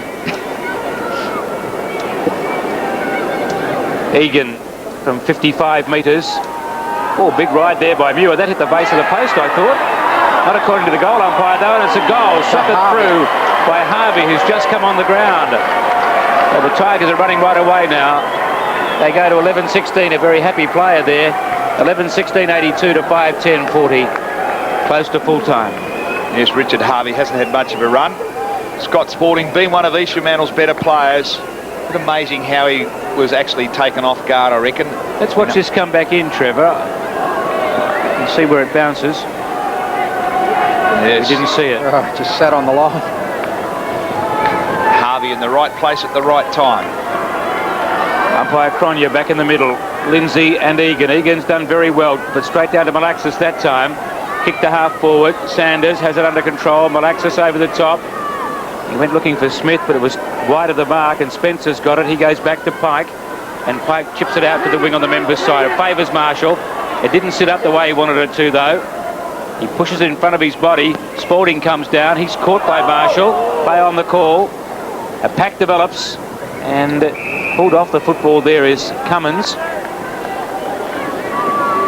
41 is Spalding. 29 Anderson.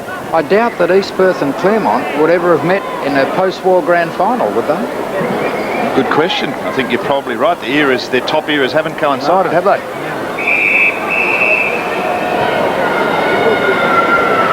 What about when Malcolm Brown was coaching Claremont?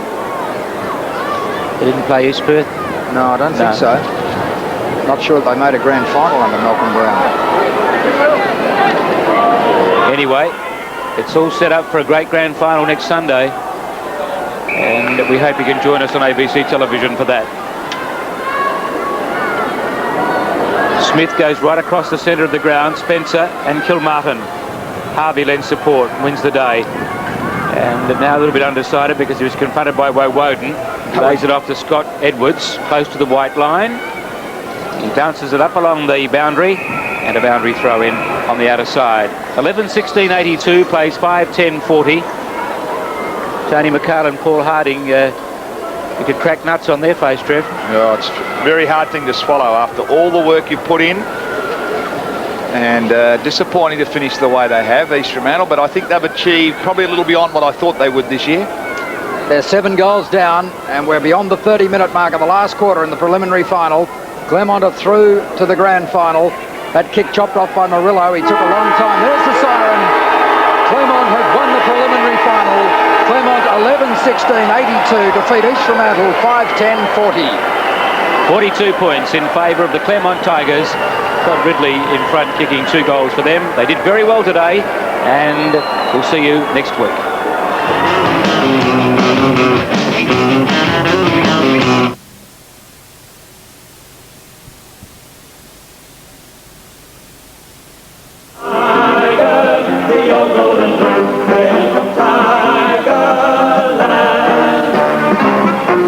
Tiger,